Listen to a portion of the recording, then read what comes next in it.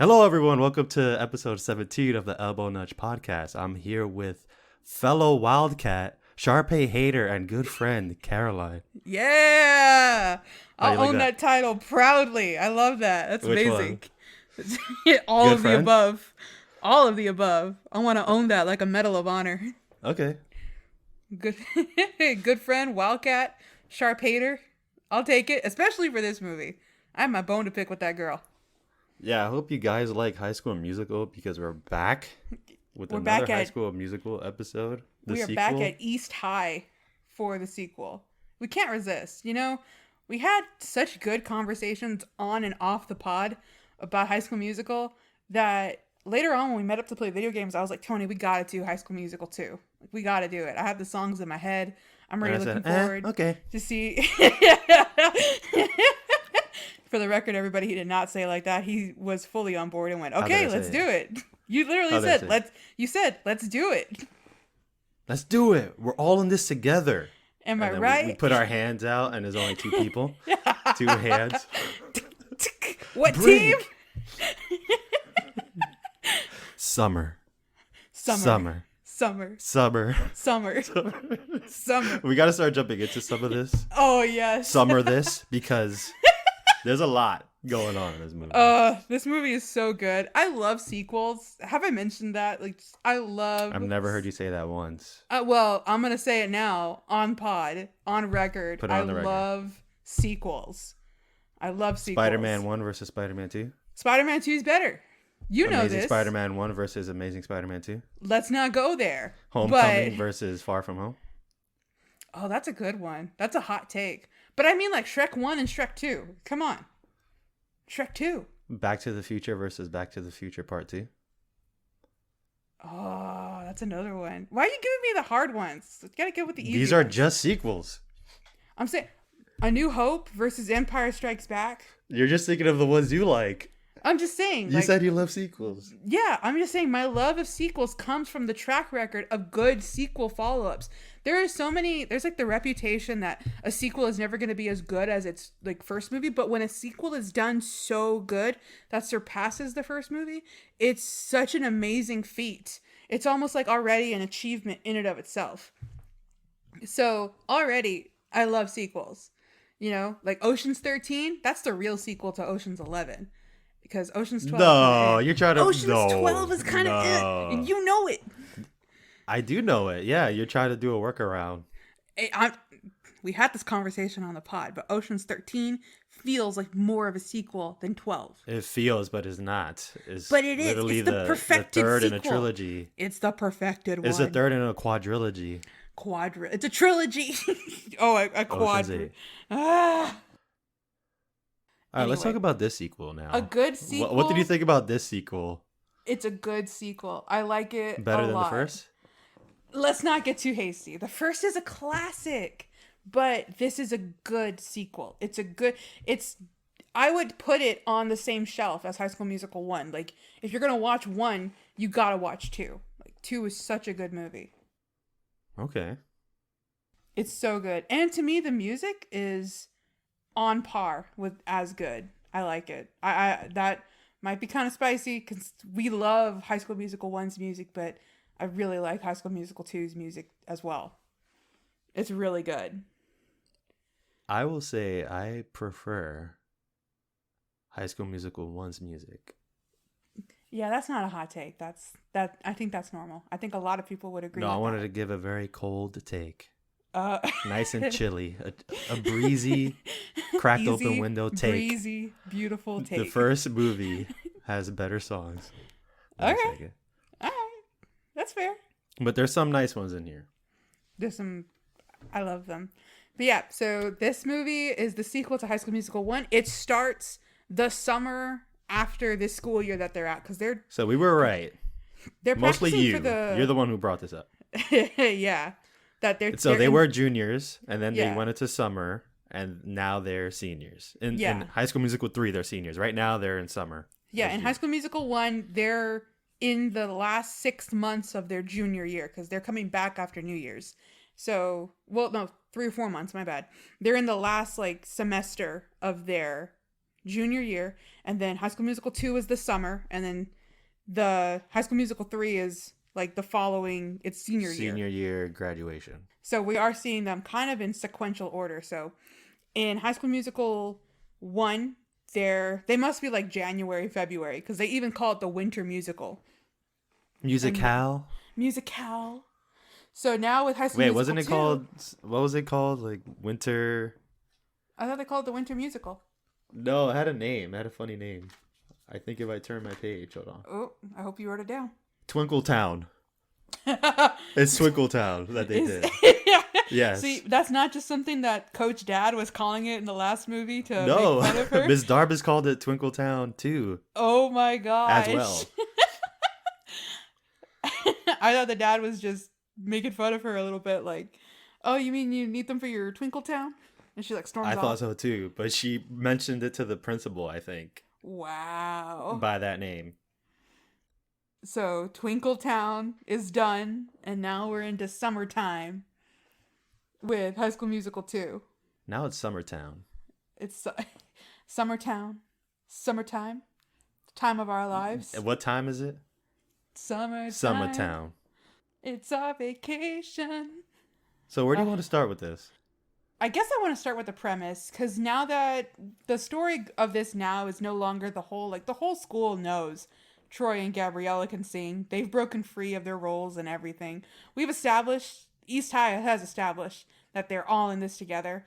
But now a new plot has formed, and Miss Sharpay Evans has gotten in her head that she is East High's primetime gal, and Troy Bolton being East High's primetime boy, that they should be together. So she comes up with this like plot to get him to work at her parents' country club. But Troy Bolton is a bro. So he gets all of his East High Wildcats and Gabriella jobs at this country club. But then that leads to a bunch of shenanigans because Sharpay gets upset. She's like, I only wanted Troy. I didn't want all the Wildcats.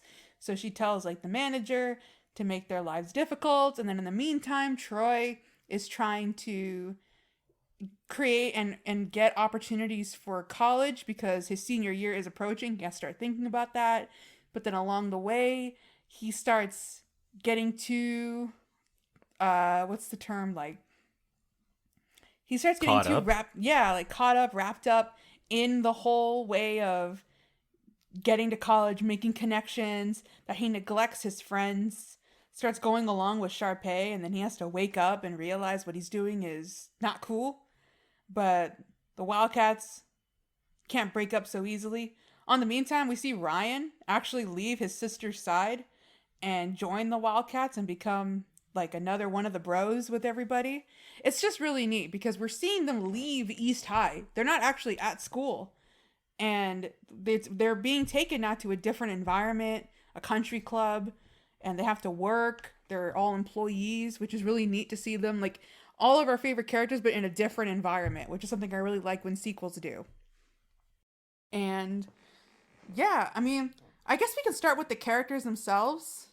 How do you feel about your girl in this movie? Because I think I mentioned off the beginning, I have a bone to pick with her. You always did. As a Sharpay hater. As a Sharpay lover, I'll tell you how I felt about Sharpay. Oh, no. Pretty annoying. Yeah, pretty annoying in this movie. But not completely. I like the moments when she's more like her High School Musical 1 self. Because when I was rewatching this, I was thinking I think this is how they wanted her to come across in the first one, and she didn't. I think she was very likable. But in this one, she was amped up. She took it up to 11. So she had her moments of serve me, pay attention to me, I'm the best. But then she had moments where it was just taking it way too far when it was like, Troy, come here, Troy. Troy. And then like, come sit on the golf cart. Or like, yeah. And then just like clapping and laughing. It's like, all right, just calm down. Calm down. Chill. It's not that serious. Relax. But also, this was also Kenny Ortega, right? He had the controls for the whole trilogy. This seems like a very different mood for this sequel. And you know what that mood is? Awkward. Oh? The entire movie, I think, was pretty awkward, and not in a bad way, but it was definitely more awkward than the first one. And Sharpay being one of them, she has like super awkward, annoying moments. But then there's some where, if you don't mind, I would like to rattle a few of them off to you, so absolutely do it. You could get the point that I'm trying to get. Okay. All right. Right after the first musical number, the "What time is it?" Mm-hmm. They finish dancing in the lunchroom. Troy does a random slide across the floor, and then there's no music playing. It just cuts to the next scene. It's not part of the dance. I'm like, all right, that's weird. When he goes back home and he's with the other Wildcats, Zeke is there, Chad is there, and then he gets a phone call about the job opportunity. The Coach Bolton, just like, come on, guys, like just roughing it with the boys, was pretty awkward. And then the mom comes in and she's like, you boys got to get ready for dinner or whatever. And they're like, oh, all right, mom. Then they all leave and she's holding a basketball and she's like, huh? Boys will be boys. And she throws a basketball in the sink. What?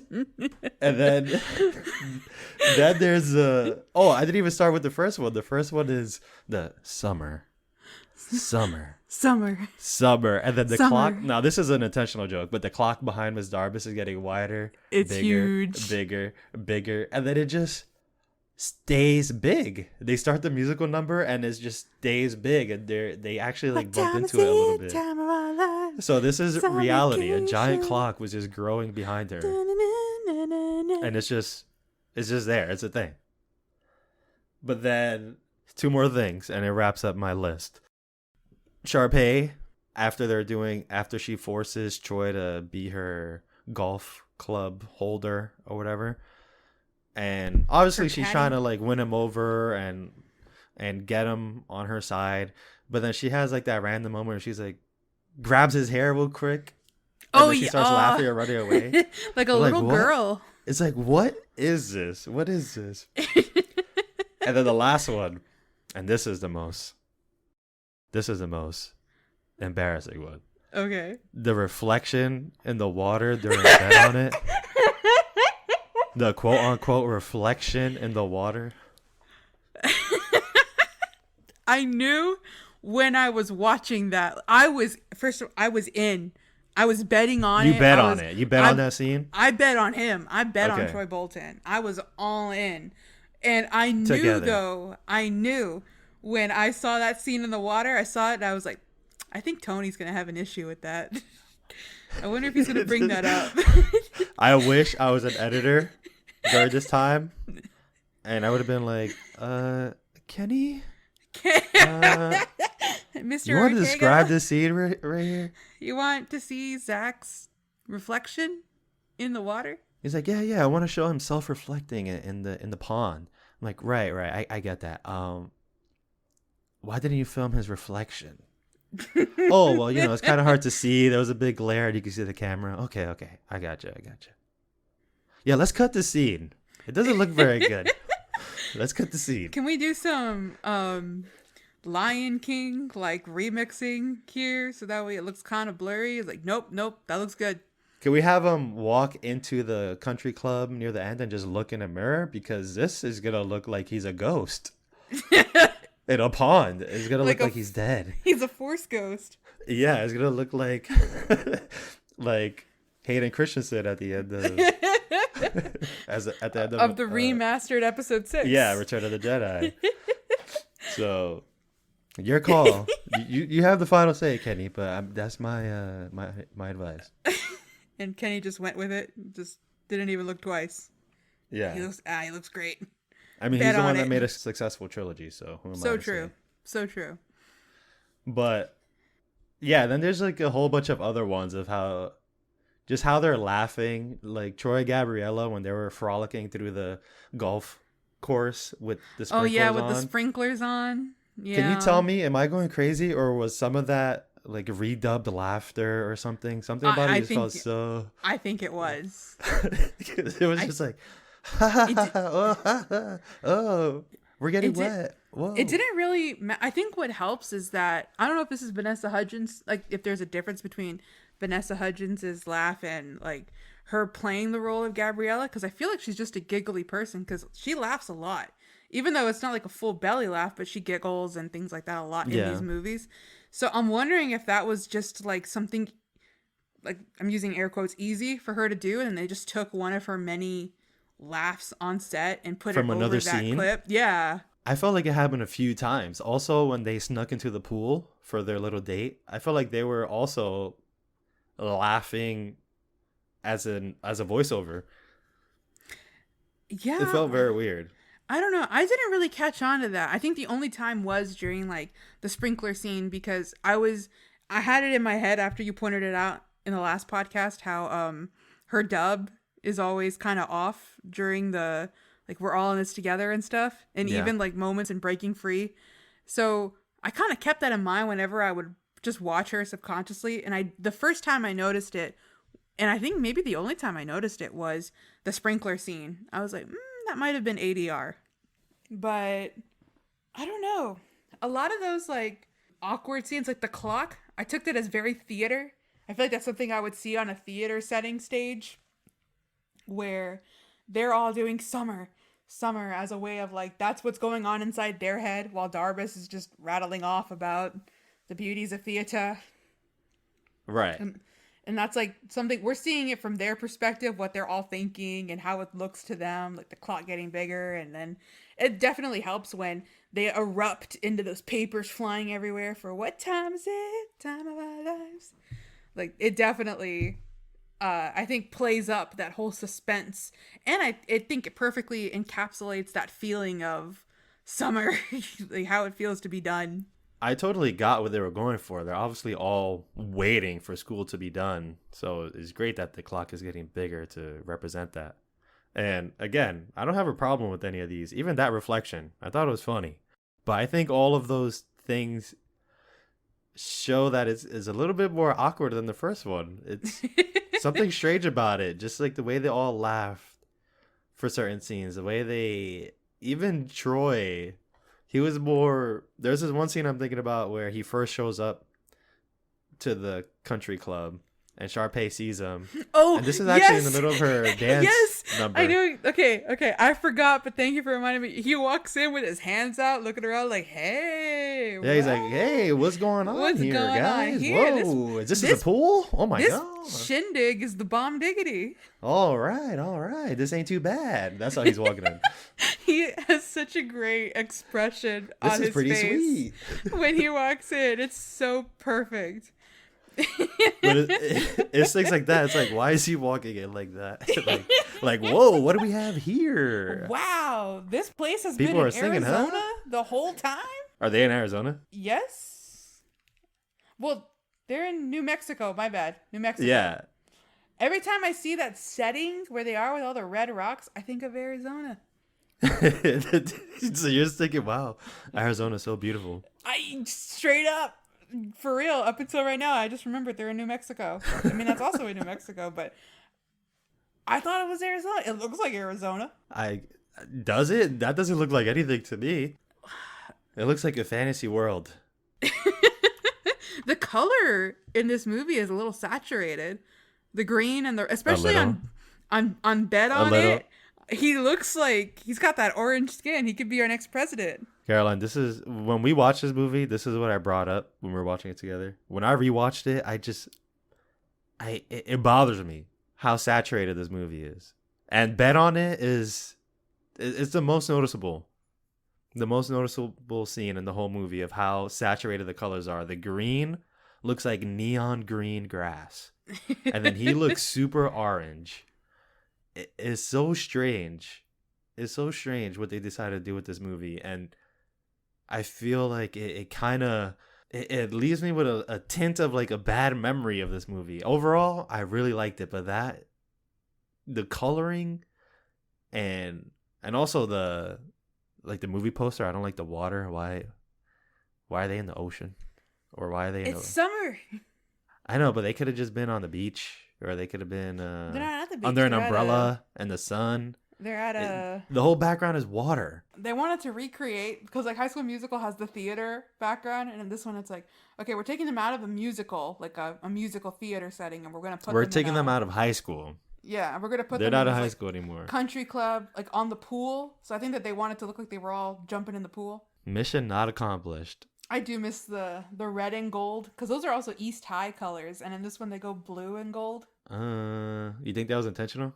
No, I don't think that was intentional. I just don't like the color decision. Yeah. This is a minor nitpick for me, but yeah, this movie feels like almost out of place in the whole trilogy because of the color. the color saturation. Okay, well, taking the color, I can understand that. I feel like if it bothers y'all too much, you could just go to your TV settings and lower your contrast, and the movie's perfect. In terms of color. I'm gonna have to. I desperately want to see it with color correction to something normal. Desperately. I think there's a couple of YouTube videos out there where people have tried to color correct this film. Really? I would love that. I'll look some up and send you some after the pod, but okay. Yeah, I think there are people out there with the same mentality as you. It doesn't ruin the movie, but it sticks out. For me, it didn't stick out until Bet on It. Then when I saw that sky, well, the rocks contrasting with the green and Zac Efron's skin tone, I was like, ooh, they bumped up that contrast too much. Saturation. I think it sticks out every time they're in a golf course, every time you see the rocks of the building, anytime there's mountains in the background, it just sticks out. Also, while you were talking, I looked it up. They filmed all this in Utah again. Huh. Wait, the first one was in Utah? Yep. Okay. We talked about this in the last episode. I don't know why they filmed it in Utah and said it was set in Albuquerque, but that's what they did. That's it. They chose it. Now they got to stick with it. Yep. But yeah, in this movie, I think what I also want to talk about, when we saw this originally with the gang, I was kind of on board with Troy, being like, this is for my future. This is for college recruiters. And I was like, you know what? I really understand that. Like, you need to find opportunities, make connections, network. That way you can get your way into college. But the more that when I watched it on my own, actually, this is the first movie for the podcast I've watched twice. I rewatched it after I watched it the first time. I liked it a lot.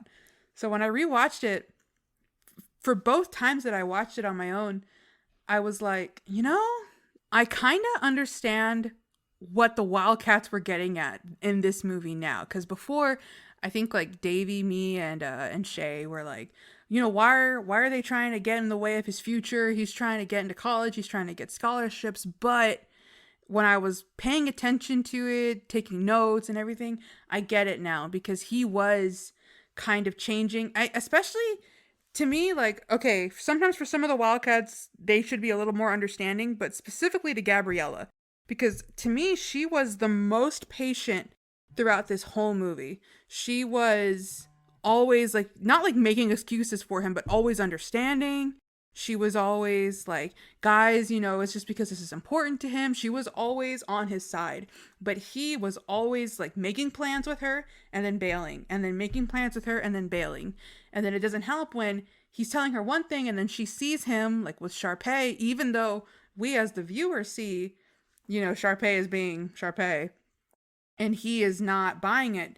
Gabriella is over here like, I don't know if what he's telling me is true. I don't know if he's blowing me off again. Like, she's been more than patient and he's been really flaky with her, and that's not right. And then the way he was kind of like, at first when Chad and the others were serving him dinner in front of all of those college, like, what were those universities? Yeah, that's what it is, the Red Hawks. At first it was kind of like, okay, guys, y'all might be reading too much into it. But whenever it got to what was it? Like, when they were like, yo, Zach, you said that you would, play with us. And then he was like, oh, well, I'm going to go with them. And like, well, why don't we go along? And he's like, that's not really their thing. Then I was like, what's going on, Troy? You embarrassed? What happened to, we're all in this together, Troy? So I don't know. Towards the beginning of the movie, I was on Troy Bolton's side, and then at some point, I was on the Wildcats. I was like, no, he's flaking too much. He's abandoned the Wildcats. I think I felt that way only for the time where he went to go play with the Red Hawks. That felt like, yeah, that was a diss. But the other times, it was either Sharpay holding him back or the boss holding him back and he's running late for these dates.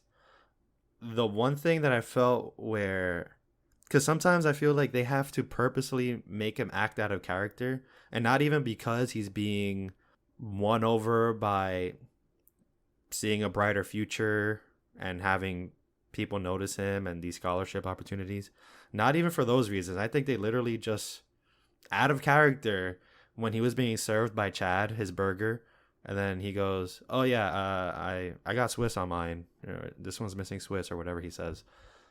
I think he would have, Troy, no matter how far deep into this rabbit hole he went, I think he still would have went, "Oh, by the way, this is my friend Chad, and we play, we're Wildcats. We play in East High."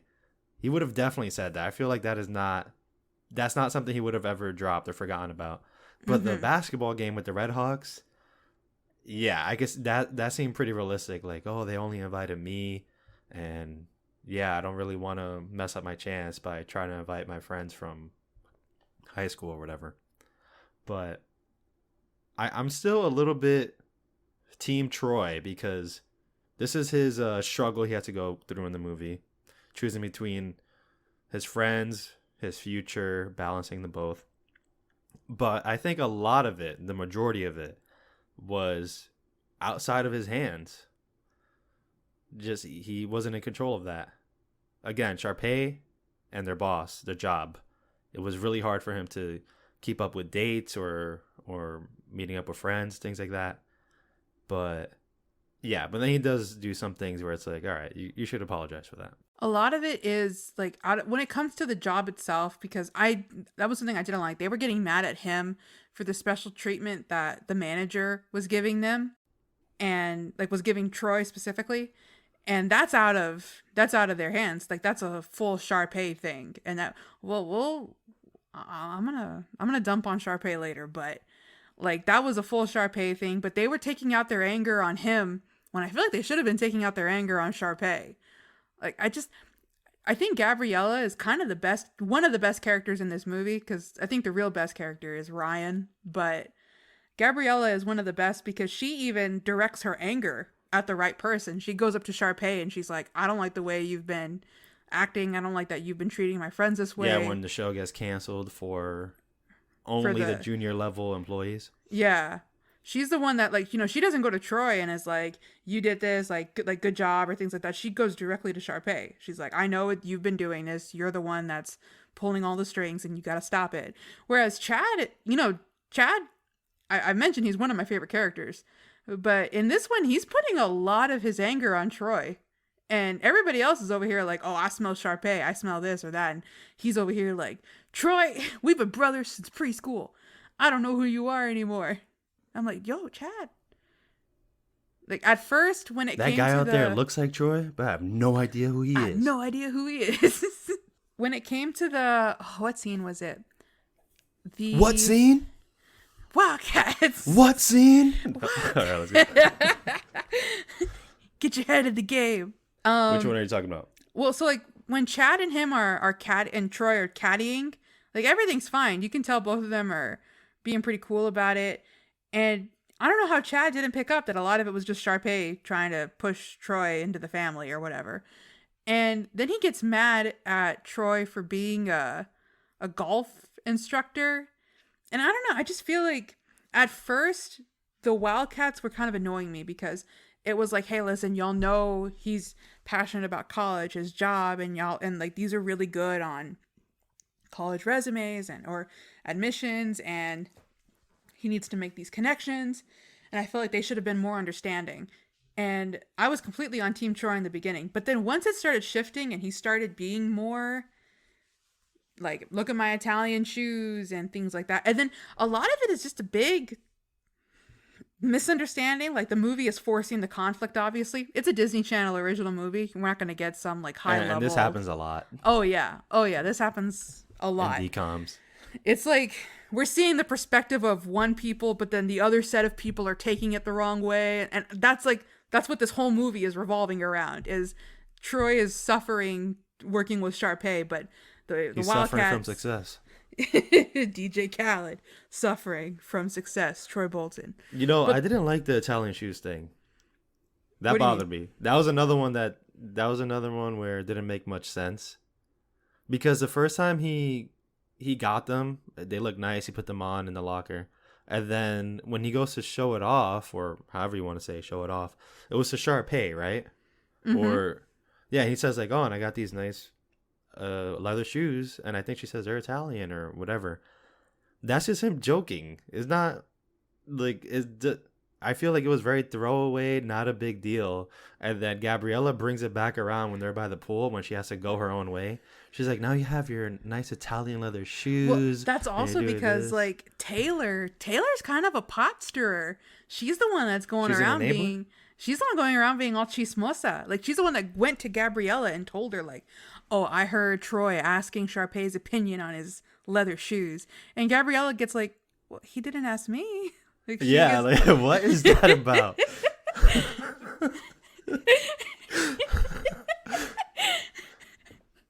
That whole Italian leather shoes thing was ridiculous. Poor Gabriella. I'm on Gabriella's team in this movie. I feel like she's so like nice and even, and she was No, giving. but also that wasn't a Troy slip up either. But like right? it was like misconstrued to be a thing because he tells that to Sharpay kind of jokey, kind of just to get her to like off his case a little bit, just to make light of the situation. Taylor takes it to Gabriella and makes it seem like, oh, they're flirting. He asked her his opinion on how he looked or things like that, and Gabriella's like, Was she even within distance to hear that? I have remember her. no idea. I can't remember. Taylor, If I remember correctly, I don't think she should have heard that from how far away she was. she was driving that little golf club all around, so I don't know. Either that or she has like the ear of Latina mothers, where it's like, oh, I heard you say that. Maybe so. She's Yeah, got that- I reject that Italian leather shoe plot in this movie. I do not like it. It was such a throwaway thing. He's just making a little joke to lighten the mood, like you said. It's not even anything else past that. Another thing that I think was kind of misconstrued is Fulton, which is the manager for our listeners. His name is Fulton. At the beginning, when they all started working at Lava Springs, he comes in and he starts being like, the movie wants to frame it that he's being like a hard case and he's just being rough with them and being strict. But a lot of what he was telling them is perfectly reasonable for a job that they have. Like, you know, you're going to do this and you're going to do that. And they're all looking at him like, like, you mean we can't just sing and do this or that? And Chad is even like, I didn't sign up for this. I didn't want it. It's like, Chad, you came knowing you were going to work. Sign up to work. Yeah, it's like, Chad, you came knowing you're going to work at a country club. What do you mean you didn't sign up for this?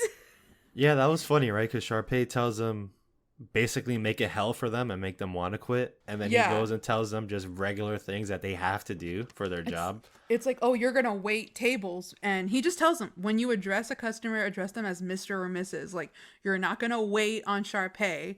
You're going to wait on Miss Evans. Like, you know, just address them with respect. And they're over here like, No way. No, I have to work this out. You can't eat dessert in the kitchen. Huh? You clocked out 3 minutes early. And it's like, what? That's so strict. He was a little bit of a stickler for that, but yeah. The clocking in and clocking out is kind of Yeah. But when it came to like the beginning and he was assigning tasks, I was like, yo, I wish I had this job when I was a teenager. I would have loved this. You're working at a country club. You get paid like, okay, even minimum wage is pretty good when you're a teenager. And that's enough to get some money for the summer. And you're kind of just at a country club. Like you're working in the kitchen, you're waiting tables. That's what a lot of teenagers do. And they're treating it like, even I think the song starts out with like, how did we get from the top of the world to the bottom of the heap? It's like, you're at a country club. You're not at a McDonald's. Calm down, Chad. You're at a very luxurious, almost like resort. But yeah, there are some things that do stick out though, where they couldn't just hang out on the golf course. Or they couldn't jump in the pool after hours when no one's there. Those are a little weird. They can't enjoy those. So, as employees off the clock? I feel like the sprinklers was more like, I get that because there could be people playing golf and just to see two employees having a picnic and running around laughing might not be a good look. But they were having a picnic. They yeah, weren't but even on the course. golf club. But it wasn't like they wouldn't have gotten in the way unless somebody hit it off course. I don't know. I feel like Fulton was telling them, like, you know, you're spending time on, like, having a picnic on the golf course. Maybe that's just a rule for them. Yeah. I don't know. I assumed they were just, I mean, I think they're smart enough to not be in the way of a course. I thought they were just on the grass, but that's out of bounds or whatever. Golf terminology. It was that carpeted grass, so it might still be in bounds, but there might be a rule where it's like, you know, you shouldn't hang out on the golf course unless you're playing golf. I understood them getting in trouble for that, but like getting in the pool after hours is like, shouldn't that just be like an employee benefit or something? I don't know. That one was like a stickler. Yeah. They should have given them pool access. You'd think that would be like a perk, especially when you're hiring high schoolers. Also, like, I think it was really neat that Sharpay's mom, because when Sharpay gets upset at Fulton for hiring all of the Wildcats, and he tells her, like, oh, well, the board of directors told me, like, the board told me it was okay, and, like, that's the key word for their mom. And when she goes, she's like, oh, well, it's your schoolmates. You need to make friends with your schoolmates. I thought that was pretty cool of the mom. Could have just easily fired everybody. Just as an observation. This is another one of those where it doesn't bother me that much, but I do have to bring it up that it's just too convenient that they all got hired. There were all these open positions that need to be filled so that they can all be part of a show at the end. It's a Disney Channel movie, but I had to bring it up. I had to bring it up. Original movie. Yes. We had to have worked this out. They probably because in a high school, they're all going to high school. They have to attend the high school, but now they all get a job at the same place. They had to create a situation outside of school so that way all of them are in the same area again. I wouldn't mind if they were just in high school for all three movies. Work this out. Or like a mall, if they were at a mall. All worked at different stores in the mall. Oh, that's a better idea. That's a much better idea, actually. Surprisingly good that you just came up with that. I was thinking of, I don't know if you ever saw the show 16. It was like no. And okay, it was an animated show on Cartoon Network, and it was just about a bunch of high school friends that all worked at a mall. And so they would all like, it was kind of like an animated version of Friends, but with hijinks, because they were all just working at a mall, and then the episodes would be centered on their lunch breaks together, and how much chaos would ensue when they would work on. Yeah, they just took that idea. It was a really good show. I liked it a lot, but then it wouldn't be an original movie anymore. It wouldn't be like, oh, they're copying. It would just 16. Be a movie. High School Musical 2 in a mall. I think they wanted to go for the beach theme or like the swimming summer fun, and having to work at a mall is not the fun part of summer. They definitely got the summer part. They very much nailed that. Summer. Everyone's outfits. Summer. Gabriella. There's a lot of moments where you just sing while I'm trying to explain something. It's a High School Musical episode. What do you expect? It's just like, do I keep going or join you or wait? That's up to you. You gotta figure out. Are you listening? How to work this out. I'm done. You're next. There's a part I wrote in my notes. Okay, fine. You got me. You got me back on rhythm.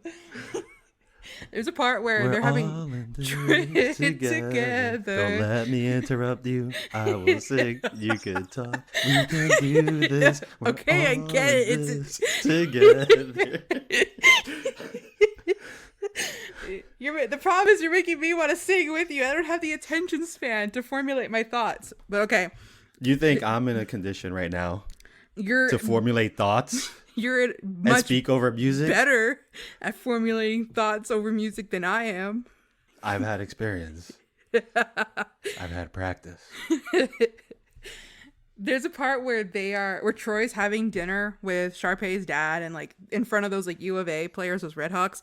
And the guy kind of looks at him. The guy who's a Red Hawk, look from across the table, tells him like, Troy, Mr. Evans and I have some pull on the board. We might be able to he says something like, we can pull some strings and get you into U of A. And I wrote down college admission scandal. Like the way he made it seem didn't seem like it was by the books. He made it seem like, we can get you in. We have some pull. We can get you in to this school. And I was thinking like, oh, Troy, it ain't worth it, baby. I like the college admission scandal idea, but to me, it didn't read like that. It really did read like, hey, we know important people there. All we got to do is tell them how good you are. Bam. Not like a, hey, I'm going to slide this Benjamin across the table and you're not going to say where you got it from. All right? Just keep Troy in mind. Not like that. Just look at Bolton when he's playing in that championship game. Oh, that's another awkward, funny scene, or like unintentionally funny, where Troy was playing, right? He was playing at the school already with the Red Hawks, and then his dad is there, and Sharpay's dad is there. And then he's done, and they're like, yeah, he's great, right? Yeah, he's awesome. They turn around, a whole bunch of suits. Like 5 guys in suits, like, he's great, huh? They're like, yes, yeah, amazing. Like, whoa, like that's what people who hand out sponsorships look like. Yeah, that's or scholarships. Like, I mean, that's basketball recruiters. That's exactly that's what you have to impress. The suits. It just seems so cartoonish. It was so.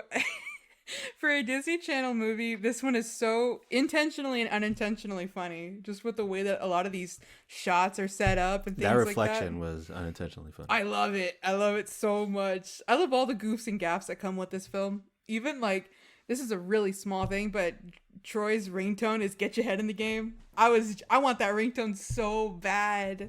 Oh, did you notice that? You probably did.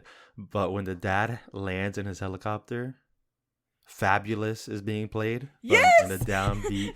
It's like a trombone. It's like burm, burm, burm, burm, burm. Yeah. The Evans are fabulous. They are. I love also that the wife goes, "Hi, honey," and he doesn't say hi back. He goes, "What course is it and what's the record?" Like, your wife. She's like, "Hi, honey. What's the course and what's the record?" He married a Sharpay. That's how you deal with Sharpays. He really did. He really did. Yeah. It's so like the parents. I can see where Sharpay came from, and Ryan is so much like his mom. But Ryan and his dad, that made me laugh so many times because his dad was always like, "Fix your hat, fix your hat, fix the hat." Even when, spoilers, everybody, 3, 2. Spoilers. when Ryan. How long have we been?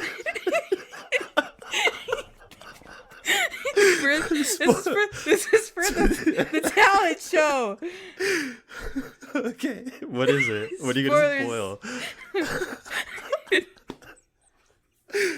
When Ryan wins the Star Dazzle Award, and everybody is congratulating him, and the mom is like, "That's my boy," and then the dad just goes, "Fix your hat, fix your hat." Yeah, fix the hat.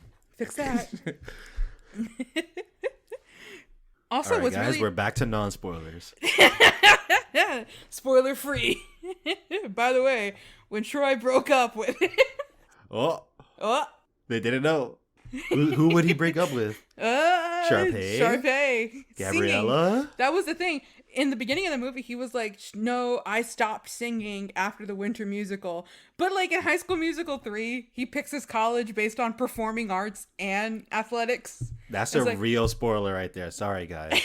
Now you know. Yeah, now you got to cut it out. That's an actual spoiler without a spoiler warning. You have to cut it out like our sneakers episode. I'll probably consider that. Yeah, that was a little weird because the whole point of High School Musical 1 was breaking free, and you can love what you want to love and do what you want to do. You can and dance now if you wanna. He loved singing, and then over here he's like, I don't sing. I don't do that. Speaking of which, for like Chad I don't dance. Cut to stick to the status quo. He's the one busting out all the moves. We're all in this together. He's dancing and he's like, I don't dance. Cut to him and What time is it? what time is it? Yeah, cut to him and Work work this it out. out. Work this out. It's Even yeah, it's one of those. It's one of those. But I'm gonna save it for the song ranking, my full take on that. But I thought it was so funny how both these guys are like, I don't do this, and we clearly see them like singing and dancing and doing it the whole time. Yeah. It's so funny. I want to bring up, and you kind of brought it up already, but I want to emphasize the moment where Gabriella and Taylor invite Ryan to the baseball game. Yeah. And he's like, oh, I wasn't invited. And they're like, just come on. We're going to have fun. And it felt like a real breaking of boundaries. And, whoa, these guys should not be hanging out together. This is so cool. And they got along great. This is where I want to transition to one of the topics I was most looking forward to for this podcast episode. The Ryan redemption arc. Ryan became one of my favorite characters because of this movie. He is so funny, so good in this movie. Even the golden throat, this is Jazz Square. Like, so funny. And whenever he goes over to the Wildcats, it was a breaking of boundaries, but a formulation of friendships. He really fits in with them. And I think it's so funny, too, how the movie wants us to believe that Troy is genuinely jealous of Ryan and Gabriella, because that ain't happening. That ain't happening. Anybody who's seen Ryan knows that's not happening. But I Ryan understood it as he's spending quality time with her. She's laughing. They're enjoying their time together. Not he's Mr. Steal Your Girl. More I like know. I saw Troy's face. I think he was getting Steal Your Girl vibes, but everybody else is like no. I that's to me, that's the funny part about it, is that the movie or Troy believes that Ryan is capable of being Mr. Steal Your Girl, but Ryan ain't. I didn't see it like that. I think they were just I saw it more as they were hanging out, and he's an Evans. You know, he's Sharpay's brother. I've seen so many TikToks where people make fun of that scene where Ryan and Gabriella are having fun and Troy comes in, especially when Ryan goes, oh, you gotta try her mom's cookies, they're the best, and Troy interrupts and goes, I know, I've had them. Like, yeah, I love that. That's jealous boyfriend vibes. Come on. I love that. That's so funny. That is so funny to me. I didn't see it as jealousy of him spending time with her. That's how I saw it. Not like, oh, she likes him now, or he likes her. Like that. I think he was seeing Ryan as Mr. Steal Your Girl, but I don't think so. I think so. I'm team Mr. Ryan Steal Your Girl. I think TikTok has infiltrated your mind and changed your opinion. That is possible, but it's too late to change that. Yeah. The damage has been done. But Ryan and Kelsey. That's another thing. Kelsey is really an unsung hero throughout all these movies. It just occurred to me in the second movie, she's the one writing most of these songs. Like, whenever it's something she's the playmaker. She's the playmaker, yeah. She really is the MVP. And Ryan also, like, Ryan really deserved to win that Star Dazzle Award, because he is the one that came. He and Kelsey working together, doing every day, that's magical. Yeah, but I felt like Kelsey got a little dissed at the baseball game, because Gabriella was saying, oh yeah, and Ryan, he knows how to, make up dances and blah, blah, blah. He's a theater expert, so we could finally put on a good show. And I'm like, Kelsey has been doing that for you guys for a long time already. She does your musicale. Yeah, she does what Ryan does. I didn't see that as a... Well, okay, that could be kind of a diss, but Kelsey's got the good music. But that's the thing. It wasn't an intentional diss. Yeah, they obviously didn't mean that, but it's like they forgot that Kelsey existed. That Kelsey is the songwriter genius within the HSM She puts on the plays. She's the one that writes the music. Like in canon, in the movie lore, she writes the music. Yes. So, but yeah, Kelsey, Ryan, MVPs. I love Gabriella in this movie. I like her a lot. Before in High School Musical 1, she was just kind of like the characteristic, the trademark girl. She fell for all of the things. But in this one, it really felt like she was more of a character. Also, her and Troy were really touchy-feely. And I think it's because that's around the time Zac Efron and Vanessa were dating. So they were a little more comfortable being with each other and things like that. Yeah, they started dating at the end of High School Musical 1. Yes, that's correct. Okay. I looked into this timeline. They broke up a little bit after High School Musical 3. Oh, that's a shame. I know. I was diehard shipping them when I was young, but obviously don't ship real people, everybody. That's not healthy. Real people? Yeah. You can ship yourself with other people. It's okay, guys. I hope you do. I hope you ship yourself crushing? with your husband and your wife. Oh, God, that's not what I mean. If you don't ship yourselves, then who will? You know what I'm saying? That's a lesson of the day. Oh, my goodness. Tony, it's not going to happen with Mary Elizabeth Winstead. Stop shipping yourself. I can try. She'll take notice. One of these tweets will make it to her. Ewan McGregor. I don't know if that's going to work out, man. I forgot about that. Yep. Obi-Wan. I got to move on. Okay, but that takes me to my other point, though, because we have so many great characters. In contrast, Sharpay, they really vamped her up. Just totally dialed that knob to 11 on the meanness, the pettiness, the cattiness. I think you're right, though, that High School Musical 1, she came across way too likable. But another big thing was, in High School Musical 1, she wasn't necessarily trying to, like, break up a relationship or things like that. She was just more possessive of her musical, of her theater rights. You know, you made some good points in the last episode where it's like, you know, she's one of the few people that cares about theater. And this is, like, something she's been working for and has earned. And that makes a lot of sense. But in High School Musical 2, they wanted to really turn her into a villain. And she's trying to tear down a relationship. She's trying to claim everything that is Troy Bolton and really make life hard for the Wildcats. And then I feel like she does so much in the movie to make things difficult, and then they just sweep it all under the rug during every day. It's like, yeah, what? She does not deserve this redemption, everybody. Yeah, let's talk about that, because first of all, she wasn't redeemed in the slightest. At all. At all. No, I'm saying, like, that's not a redemption arc. I don't know. I'm not sure if you see it as one, but it's not one. I don't think they try to redeem her near the end. I think they were just being nice to her. But, yeah, also, it's like I said before, I think they were trying to make her this way since the first movie, but she was just very likable in the first movie.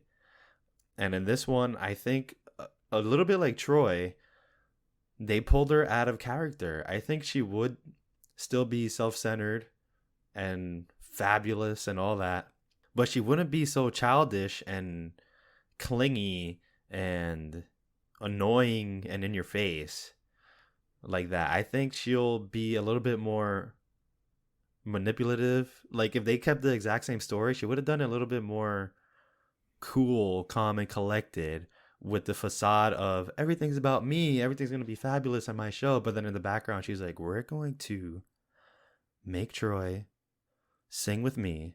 I'm going to get everyone else fired. Like, keep everything the same, but not so over the top. They really turned that up to, I don't know, just make her a Disney villainess. But I feel like it just felt out of character. If they did it the way you were just describing it, we would have had the same situation as High School Musical 1. Where we liked her. Yeah, that's kind of how she was.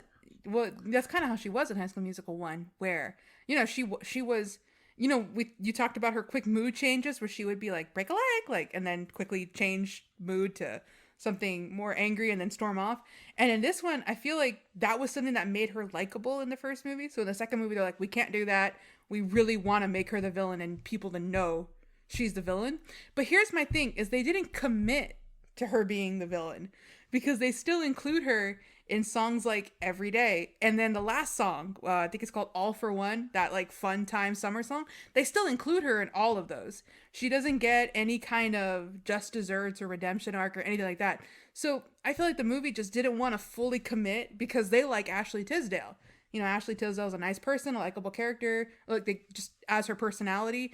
And I feel like they didn't want to exclude her from a lot of things, but so that kind of stopped them from fully committing to a villain Sharpay, but we got that in the story. And so it was just kind of weird to see that.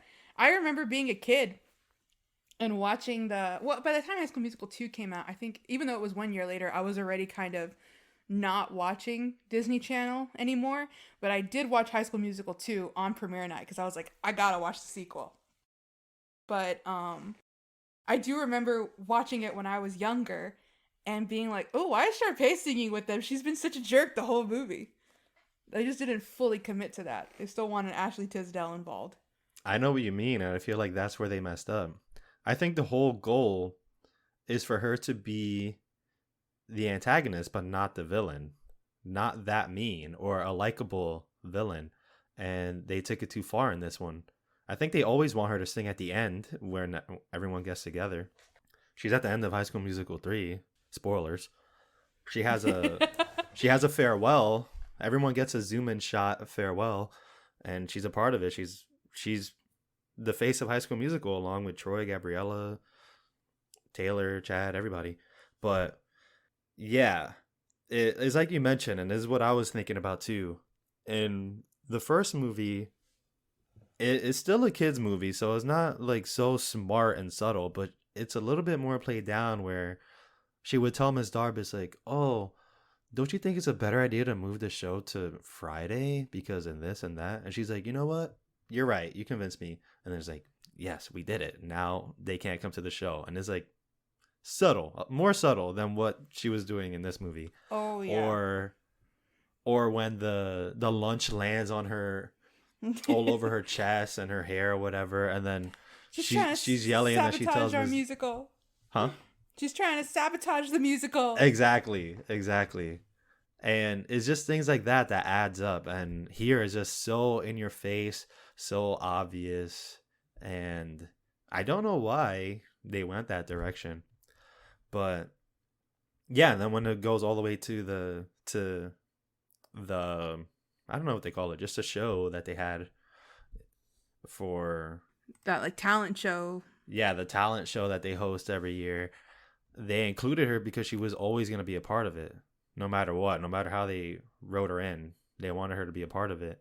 And I think that was nice because that's Troy finally in character, and that's Sharpay in character. Like, it really is a facade that she has up. And you can tell she dropped the facade. Like, there's moments where she just drops the facade. And part 1 is when she says break a leg. It is when she says, I'm going to be your understudy and, you know, good luck, break a leg. And this one is when she's in the dressing room and she says, you know, I really thought you just wanted to sing with me, but that's fine. It's okay. And blah, blah, blah. She has that whole conversation with no fabulousness, no Sharpayness. It's just her. And that's really who she is. So I have to bring up, since we're talking about this, Sharpay is mean. She's a villain. She's annoying. She's all that. Yeah. We expect that from her. Yeah. We expect that from her. Mm-hmm. But when what Ryan pulled, it felt like the meanest thing in the movie. Yes. It gutted me. I felt like it was a punch to the gut. Ryan pulled was the best thing that could happen. Ryan is the MVP for what he pulled. No, that was the rudest, meanest thing that he could have done. For everything she did and then to go out and still sing with Troy, no way. She cut off the Wildcats' performance. So Ryan is just making sure, like, nuh-uh. They weren't even supposed to be there. Well, it's because only Troy was gonna get hired. It's because of because the mom reversed that. She was like, "You need to work with, No, but her plan was to only have Troy there. Well, they all. She wasn't gonna cancel everyone else from her show because they weren't even gonna be there in the first place. Well, they all got hired in the end, and then they were practicing because they were allowed to do a performance. And she didn't even perform in her own show. She was she was a background singer in somebody else's performance. Yeah, that's what she deserves. No, that is way too mean. Uh-uh. This is, you know, exactly, you know what this is? This is like becoming the villain. It's like, no, you've gone too far. You're becoming what the very thing you swore to destroy. No. Yes. She's that's the going way too far. Sharpay is the one that stopped them and canceled. Kelsey and Ryan worked so hard with everybody in that studio to put on a performance because they were told that junior workers can perform in the talent show. And then Sharpay is the one that went behind their backs and said, "Oh, no junior performers, like nobody, like no staff can participate in the talent show." And that utterly ruined them. And even like they're all saying, like Gabriella told Sharpay, "Your brother has been working so hard on this. All of your fellow classmates have been working hard on this. Please make sure you realize you're making a mistake." And then for Ryan to come around, and then obviously she wants him to be another background singer, and Ryan is done being a background singer. And Troy ain't complaining. He's over there like, "Oh, okay, I get to learn a new song." It's Troy's just not desserts. complaining because he just made the agreement with Sharpay. He says, "I'll sing with you, but you have to let the Wildcats perform as well." And they pretty much agreed on that. She was like, "Oh, like." But they didn't all right." practice whatever travesty she did with "You Are the Music and Me." They practiced every day. What do you mean? Like, he told Sharpay, you know, "I'll sing with you only if the Wildcats can perform." She was over here thinking she was going to perform the remix of "You Are the Music and Me." But they didn't practice that. They practiced every day with Ryan, like the Wildcats. So Ryan's over here like, "I'm not going to change the song and have to teach all these people a new choreography. I'm just going to change the song to what they already know, and my sister's going to be hung out to dry. That's fine." No, well, you see that. I feel like that is worse on Ryan because, again, he like stooped down to her level, and he did exactly what Sharpay was gonna do to the Wildcats before they agreed. "Okay, I want to sing with you, so I'll let the Wildcats sing as well." But he made it even worse, and he's like, "You're not gonna have a performance at all." I think Ryan's the MVP. Good on you, Ryan. No, I think I like that he was did that. a punch to the gut, and I think he became the villain. He went too far. He became the necessary evil to destroy the even bigger evil that is Sharpay. I don't think so. It's sweet revenge. She was such a bully the whole movie. And then you want us as an audience to sit there while she sings with Troy Bolton? No way. Ryan had to step in and be the necessary. He's what Gotham needs him to be. And jumped in and switched songs. It was perfect. I think it wasn't in his character to do that. It definitely, I think it is. If Sharpay was to have told him to do this in like High School Musical 1, he would have done it. The only thing is now Ryan, to his own sister. The only thing is, look, that's the thing is Ryan is now loyal to the Wildcats. Those are his friends. He did a whole song and dance with them, and he's been bonding with them. So that's his loyalty now, is the Wildcats. Think about the setup too. Think about how he went like Troy, but you know, it would have really mean a lot to my sister if he sang with her. And then he sets this whole thing up to just backstab her big time. And the time he spent with the Wildcats was not even the whole summer. It was like a week or 2 weeks. I think he knows. And he was able to pull off. He was able to pull off Sharpay's like worst, most villainous plans that she was never able to pull off herself. I don't know. I think he was an MVP because I don't think he's doing to her exactly what she would do to other people and what she's done multiple times throughout the movie. And then it's like, hey, you know what? This is the damage you've caused. This is what you've been doing to everybody. And now Ryan's doing it to her. I don't think there's any room for sympathy in that. But what about the moment where she actually broke down? She was her real self. She said, "All right, I thought you would actually sing with me because you wanted to, not because of this or that reason." And she's like, "But that's fine. Okay." And then they agree that they could have a duet and the Wildcats could sing. So in that situation, it's everyone getting to do the performance they practice. But in Ryan's situation, in his true self, he completely eliminated Sharpay's performance that she practiced and just had the Wildcats sing. Yeah. It's the most sinister Evans in the family. I love him. Favorite Evans. You go, buddy. That's my boy. You don't need to fix that hat. Keep it tilted. I think it was a good move. I even wrote in my notes when that scene came up, in all caps, Ryan, you the MVP. Of course. As a Sharpay hater, I get it. And as a Sharpay lover, I can kind of see your stance, but I'm choosing to ignore it. I just think, you don't think that's like the whole theory of, hey, if you do this, you'll be the same as them. Like if you step over this line, you're doing exactly what they do. He's already that, though. I think that's why they had Ryan do it. He's already been the one stepping over the line with Sharpay. In what way, though? Throughout all High School Musical 1 and 2. Like, until he dances. Anytime she's been doing a plan, he's been right there with her, supporting her and going that one step beyond with her. It was just in this instance where, causing Troy and Gabriella to break up and then taking away the Wildcats' performance. Like, that was just too much for him. And he was like, no, you're not going to get away with that. They're going to perform their song, even if I have to take away yours. I think he was always just the, what do you call it? Like I don't know what you call it, but he wasn't the what? Like the henchman? Not even the henchman, because I'm trying to think of scenes where he actively participated in these, but it was always Sharpay who was manipulating Ms. Darbus and telling Ryan, like, oh, if Troy wins the Twinkletown and with Gabriella, then they'll own the whole school. They'll own mathletes and they'll own the basketball team and theater. And like, she's always the one. She's the mastermind, and I think he's just the spectator. Unless there's a scene that I can't think of that you're thinking of, but he's always just there on the side, like watching it happen. Not unless we're seeing the Padawan become the master. Have I ever told you the tale of Darth Ryan the Wise? Or Darth Sharpay I think that was it. I think this was Ryan joining the dark side. Ironic. He learned well from his master. She spent all summer trying to come up with a performance but couldn't even perform it. But yeah, in the end, I think it was a very Troy thing to do, to include her. I think that was very nice. But yeah, definitely the meanest thing in the whole movie, easily, that Ryan did. I think the meanest thing in the whole movie was Sharpay's whole reaction to Gabriella, trying to talk to her and confront her about her actions, and Sharpay being like, you just don't like that I won. I was filled with so much rage from my 14-year-old self.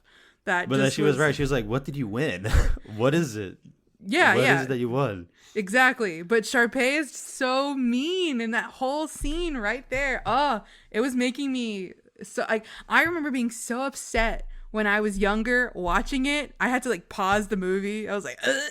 But when watching it now, I was so upset watching it again. I was like, oh my gosh, all of this repressed anger for Sharpay is just coming back tenfold. That whole scene was so mean. I think it was about nothing, because she couldn't even explain what she won. Gabriella goes up with valid points. She's like, you're taking, you're messing with my friends, you're messing with this summer, and you're not being a good person. And Sharpay, oh yeah, she had all the valid points. Sharpay turned everything into a competition, and that's the thing, is she's seen Gabriella as competition since the musical. So by her getting her way with these things, that's Sharpay's rationality of thinking, I won. I got the better outcome of all of these things. I turned the sprinklers on you. I won. I got Troy to sing with me in the talent show. I made Troy sit down on a stone throne, and I sang for him with my brother. Culture appropriated Hawaiian music. Speaking of music, do you want to get into the song rankings? Because I feel like we'll have a lot of more. I have a lot to say about the events of these songs. I guess that's it. Yeah, I guess that's it, because we covered most of the scenes. I'm trying to think of anything that does not have to do with what happens within each song. What was the whole Troy giving Gabriella the necklace thing? Wasn't that a thing? That's just a gesture that they're officially boyfriend and girlfriend. Oh yeah, I know that, but wasn't that a meme or something that you were mentioning? That was a meme, but it was people were taking T as in Troy, and then they would change the bottom text to be T as in this or T as in that, and just change what the T stood for. Oh, okay. I was watching it and I remembered, oh, didn't this stand for something? There was a lot of memes where it's like T for Troy, and then it's like T as in Tyrannosaurus Rex, or just, insert different things here, and then they would Photoshop different people on the head of Troy Bolton. I gotcha. Okay. But that was a pretty famous meme. There is a line that I like where they're trying to get Troy to agree to sing, like with the Wildcats, the "You Are the Music in Me" part, and they're like, yeah, Troy, like you got, like we gotta try it out for the talent show, we gotta do it. And he's like, I'm not gonna sing. And they're like, come on, and he goes, okay, maybe we can work this out, but only if we're all in this together. Yeah. And I was like, yeah, that's our guy. That's our guy. That's what I want to hear. Yeah, that was a good one. I loved that line so much. I was like, oh, I want to incorporate High School Musical songs into my daily talk now. Oh yeah, I mean that description alone. So let's move on to the song rankings. I'm really excited for this because, okay, these songs, we've established early on, High School Musical 1 songs are better. I have an equal amount of High School Musical 1 and 2 songs on my playlist. I like both soundtracks, but I'm looking at my rankings and I'm still I had 2 different rankings up until today because I had to finalize it.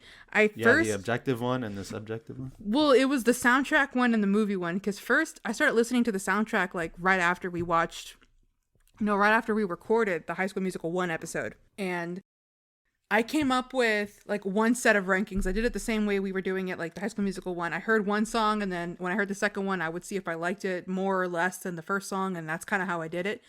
And then when I watched the movie, I was like, okay, let me rank them again, just fresh from the start, like based on how I'm feeling with the emotions of this movie. And I came out with a different list.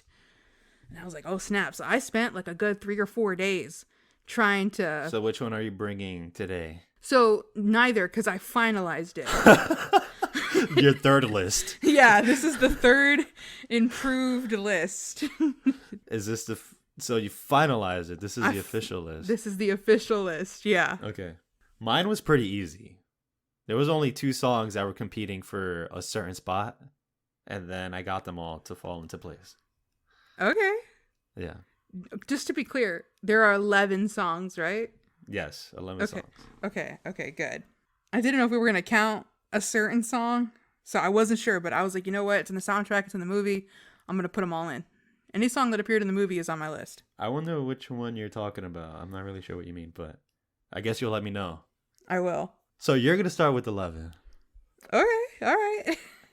Well, number 11 is the song I was talking about, and my number 11 song is Sharpay's Hawaiian Travesty.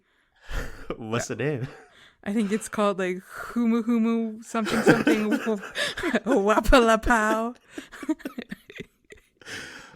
Again, Caroline, I knew we both had the same number 11, so that's why I wanted you to say it. And I thought you were going to go for it's the Humu Humu Nuku Nuku Apa U Ap. Then you should. I thought you were going to go for it. I don't remember it. I thought you had it. You didn't write it down. I have a HUMUHUMUNUKUNUKUAPUA apostrophe A. Oh my! You didn't write it down? No, I didn't. I wrote down Sharpay's Hawaiian car wreck. When I was watching the movie, I did the same thing again. I was writing them down as they came up. And when it came to that one, I wrote down Tiki song? I don't know. And then when I went to listen to it on my phone and car rides and stuff, I saw for the first time the name of the song, and that gave me a little bit more respect for the song. Like, it's so funny that they named it that. But it's still really bad, and it's number 11. A long time ago, and I was like, oh my gosh, no. This is number 11. This is easily number 11, yes. It's not even like, I don't want to like bash it too much because it's not even like a real song. You could tell this song was not written with the intention of being a High School Musical song. They wanted to make this bad because they wanted Troy to sit there and be all wide-eyed. They wanted the audience to sit there and be like, no way. Like, this song is written to be bad and cringy and all the above. Yeah, I didn't see it that way, but yeah, I get it. Well, I see it now that way. I'm just saying, yeah, I didn't think about that when watching it. But yeah, it's supposed to be really bad. And they nailed it being really bad. So this one kind of gets like a pass, but you know, obviously just for the rankings it goes in the bottom, but I think they wrote this song to be bad. Definitely. And that also relates to something else I'll say later. Oh.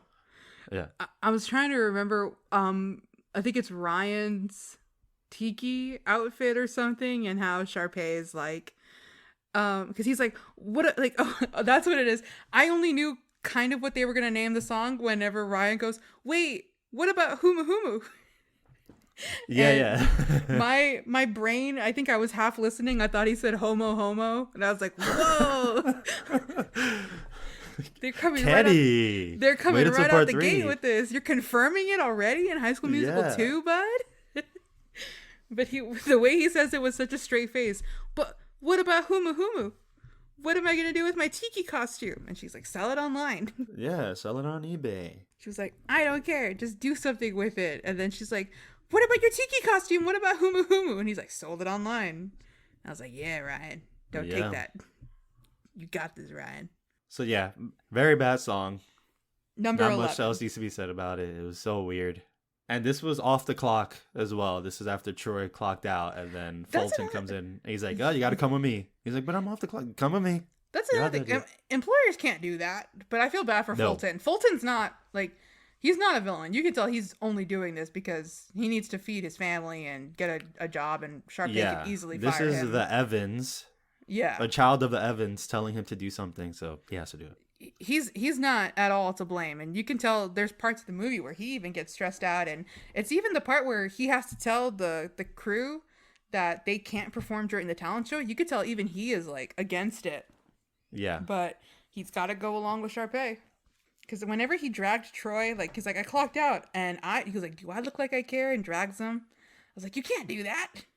I think it only happened that one time. Yeah, that only happened that one time. Yeah. But still, I was like, even for the movie standards, you would think that there would be some logic there. But all right, Tony. Let's move on to number 10. What's your number 10? You Are the Music in Me. Sharpay and Troy. We have the same one. That's mine. Yeah. That's my number 10. So I wanted to get to this one, not to spoil my number 10, but also to talk about what we were just talking about. Wait, this is your number 10. What did I say? You said not to spoil my number 10. Oh yeah, but when we were talking about Humu Humu Nuku Nuku Apawua, I didn't want to spoil my number 10 yet, but I needed to mention something about number 10. Okay. Again, this is them wanting to make Sharpay the actual villain. So in part 1, I feel like they're what was it again? What I've been looking for? What I've been looking for was supposed to be the bad version, and you like Troy and Gabriella's, and that makes sense. People are gonna like one or the other, but it actually sounded good. Their version sounded good as well. Mm-hmm. This one did not sound good. This was actually the bad version of You Are the Music in Me. What's interesting is I actually had this song higher rated on my list when I was listening to the soundtrack. And it's because I heard the song in its entirety. In the movie, they cut it short. And I don't know, I think it was just my imagination at work. Because when I was hearing the soundtrack version, I kept thinking that Zac Efron was holding back laughter when he was singing. That's another thing, too, that we didn't really touch on. Zac Efron is finally singing his own songs. Yeah. And he sounds great. This is the Zac Efron that we all know and love, like from Greatest Showman and things like that. Yes.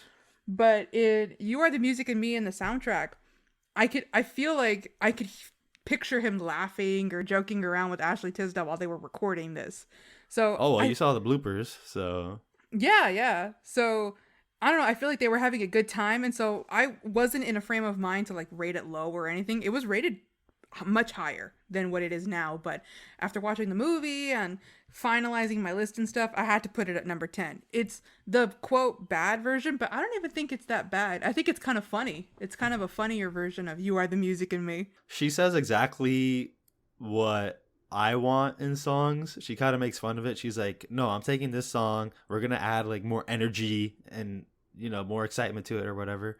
And usually I like that, but this one just came across. I feel like they could have made a better version of this, but it had to be worse than the original. They ran into that problem from what I've been looking for in the first movie, where maybe people liked the Sharpay and Ryan one more.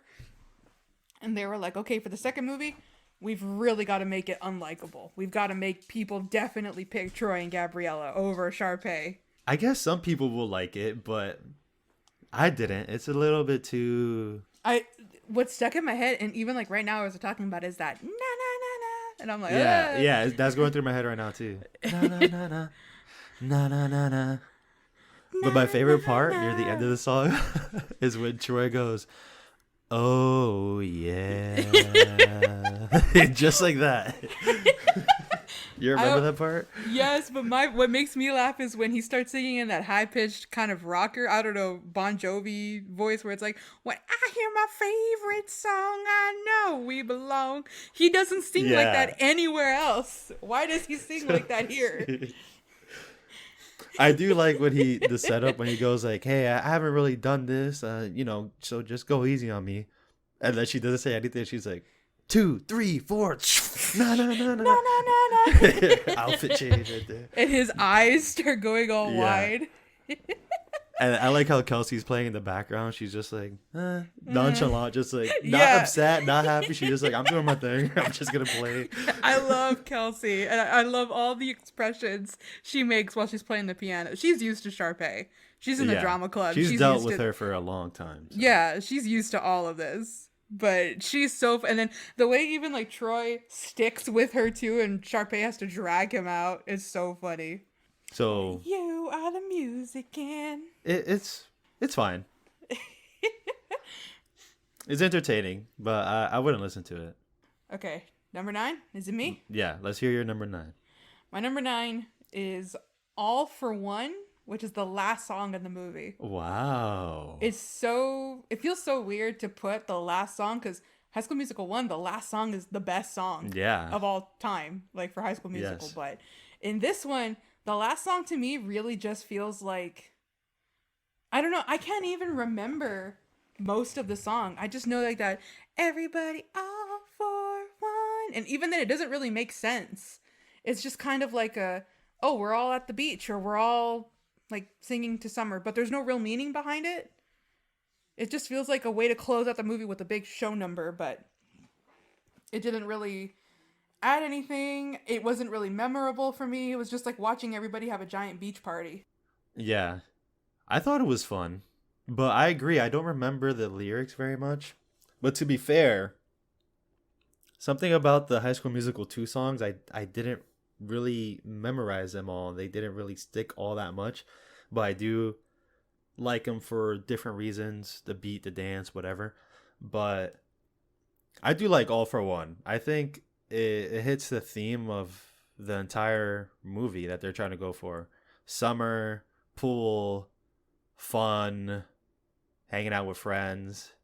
But you're right, I don't know why it's called All for One. Maybe they wanted to like all in this together, all for one, and then maybe there's a song in High School Musical 3 that has all in it as well, something like that. I don't know. It's weird because like the whole point of we're all in this together is like we're all working, like we're all in this together, and then this song brings out the Musketeer quote of like everybody one for all and all for one, but isn't like the whole point of all for one being selfish? And it doesn't make sense. It doesn't. Maybe make sense. Sharpay wrote it. Huh? Maybe. I wouldn't be surprised.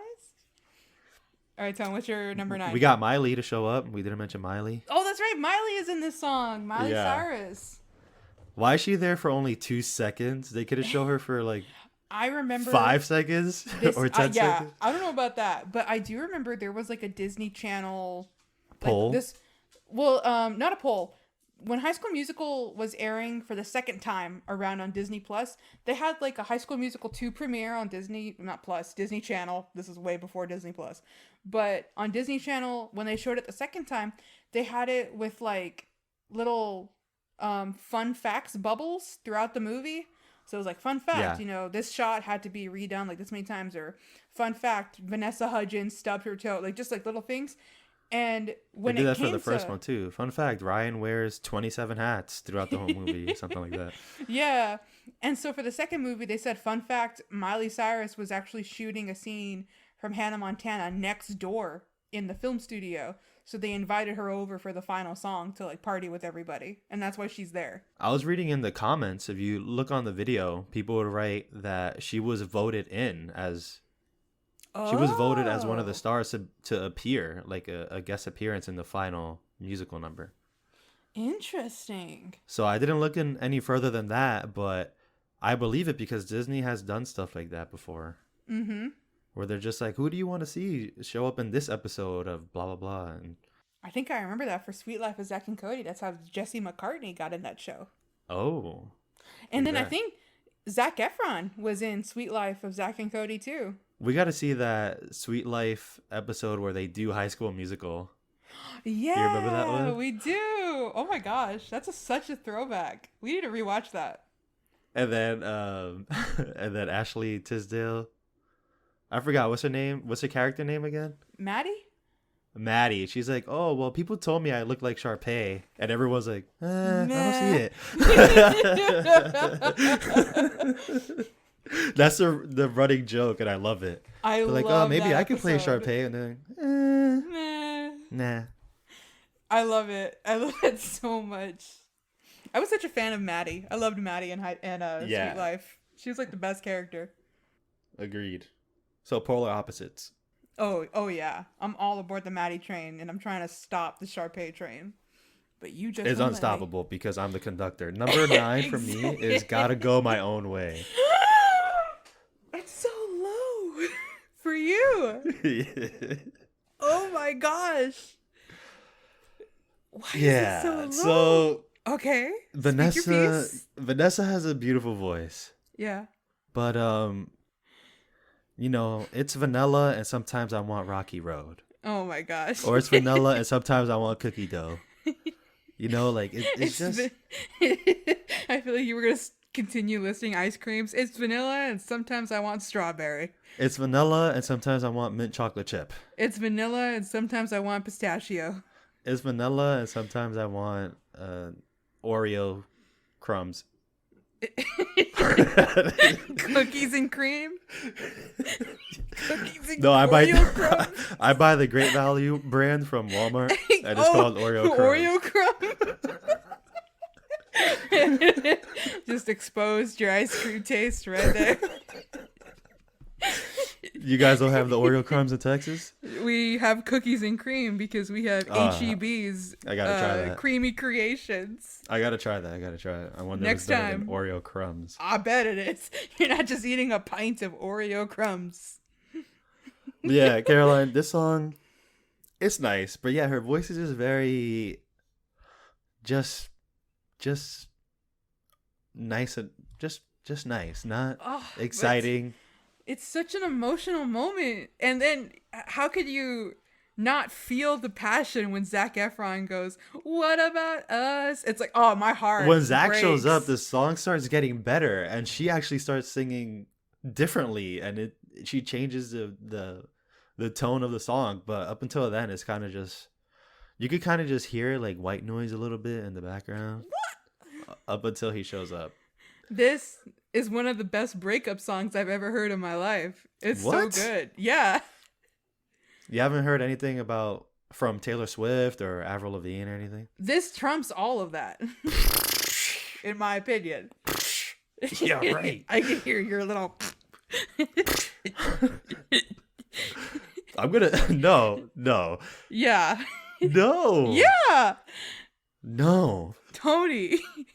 This is the best breakup song? No. Yeah, it's so good. The best breakup song in High School Musical 2? Sure, I'll give you that.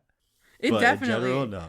I adore it. I listen to this song way more than I've ever listened to any T Swift or Avril Lavigne breakup songs.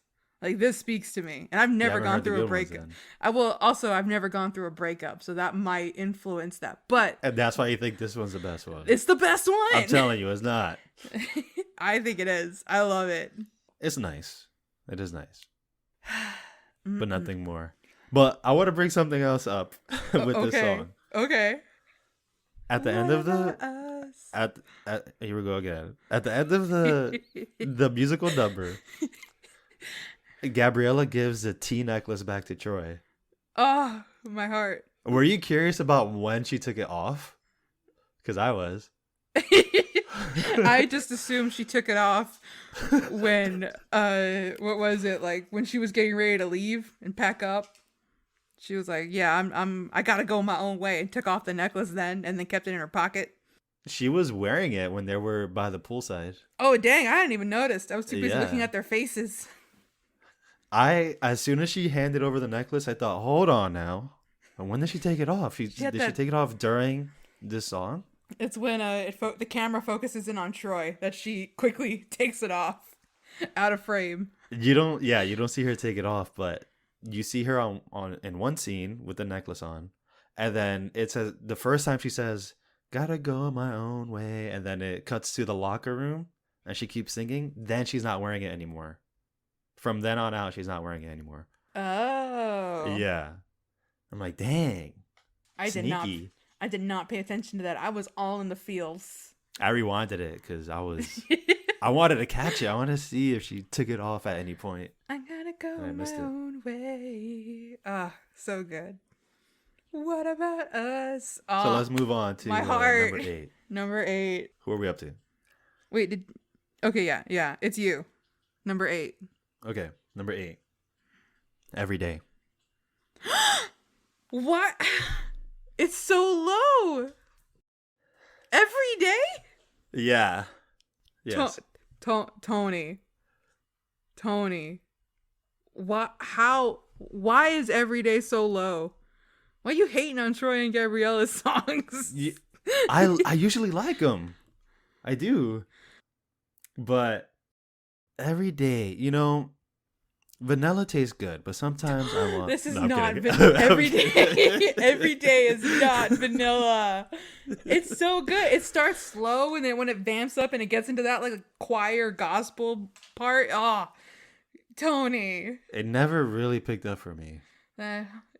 Yeah, we're every day. Oh, I love it. Which is the part where it picks up? Picks up when Gabriella shows up. No, I mean, like whenever. No. When all the Wildcats join in and it becomes like kind of like that choir part where it's like, we're every day. Yeah. Come every day. Like, don't you just want to dance to that song? It's so good. And then you see them all holding hands and like doing that, like, putting their hands in forward and then pulling them back. It looks so fun. And it's such a singable song. It's so good. I barely remember the lyrics of the song, but I will say the choreography in this movie was way better than part 1 in so many songs. But every day, it just didn't get me. There's not like an exciting chorus, really. The dance, I can't even remember the dance. I'm not sure which. Every day of our lives. Oh my gosh. I can't believe you put it so low. Yeah, it's I guess the choreography is simple compared to other songs, but the emotion, the feelings. This is the climax of the movie. This is the breaking free of this film. This is a breaking free, yes. Wow. Yeah. I'm not sure what to say about it. It didn't stick with me. All right. It didn't stick with me. Yeah, right. and I've heard it multiple times, and I'm thinking, when I go back to listening to this soundtrack just on the regular, I don't think I'm gonna be starting with this one or looking to play this one. This is the first one. Every time I go to hear the soundtrack, if it starts with Every Day, I am happy. This is the first one. Like, if it starts in my playlist, I'm happy. I like this song a lot. So the choir part and the dancing and the Wildcats? The look on Zac Efron, or Troy Bolton, I should say's face when Gabriella's voice comes from really nowhere and he's looking around for her, and then the Wildcats part spotlight and she shows up, his whole demeanor changes because he's just kind of like awkward in the beginning. He's singing his part. He's waiting feeling for a little Sharpay bit. To show up. Yeah, he's like waiting, and then Gabriella shows up. He becomes Troy Bolton. He's the same dude that was singing Breaking Free. and he goes all out when she shows up. He starts smiling. He gets into the song. It's such a great experience, especially because they had the televangelist background drop with Troy preaching to the choir. Have I told you about our Lord and Savior Jesus Christ every day? That's the first thing that came to mind.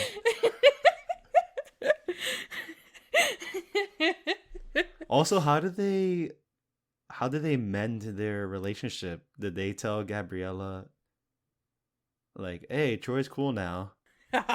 No, I don't. Come back. They did not mend their relationship. That's something that the power of song did in this movie. They didn't have a talk or anything. Like, and that is something. Oh yeah, I know they didn't talk, but did they tell Gabriella, like, hey, come back and sing? We know you quit, but come back and sing, because Troy is like totally cool again. He apologized. I don't know how they got her to do it. That's another DCOM Christmas DCOM magic. miracle. It's Is a DCOM miracle. Magic? Part of me wants to believe that Ryan, since he was the one that orchestrated this whole thing, was the one that called her and was like, listen, I'm going to do this switcheroo. I need you to show up in 10 minutes. Yeah. Wear your prettiest dress. Let's go.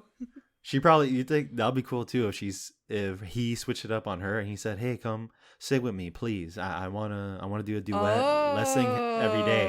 And then it's really Troy. Yeah. That was your idea, but I just expanded on it. But, yeah, that's a good idea. That's a great idea. Good job, Ryan. But yeah, you didn't say your number 8, right? No, I haven't. My All number right, 8. It's Fabulous. Fabulous. No. Yeah, go ahead. You first. I like Fabulous. That's the thing. This is the part where I like. So once we go, like, from here onward, I like all of these songs. And I actually like Fabulous. I used to sing it a lot with Ashley when we would, like, drive around and go places. Especially that part where she's like, a dip in the pool, a trip to the spa. Yeah.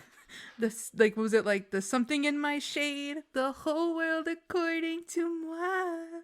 I like that. I sing that on the daily. It's so funny. And it's so cool to sing. And that whole, like, I need. Like, that's I like that part too. Yeah, she's like, she shoos them away and then is like, come back. Yes, away, yes. come back. I like that. I need. That's me with my coffee in the morning. I'm like, I need. So you're not like, I need. You're like, I need. And then I take a sip. I got a need for caffeine. I take a sip and then it's, I want fabulous. Like, the whole mood shifts. You're not yourself without coffee. You've seen that firsthand, man. Mom, Come on. I need coffee. Am I lying? I need to be fabulous. I need. I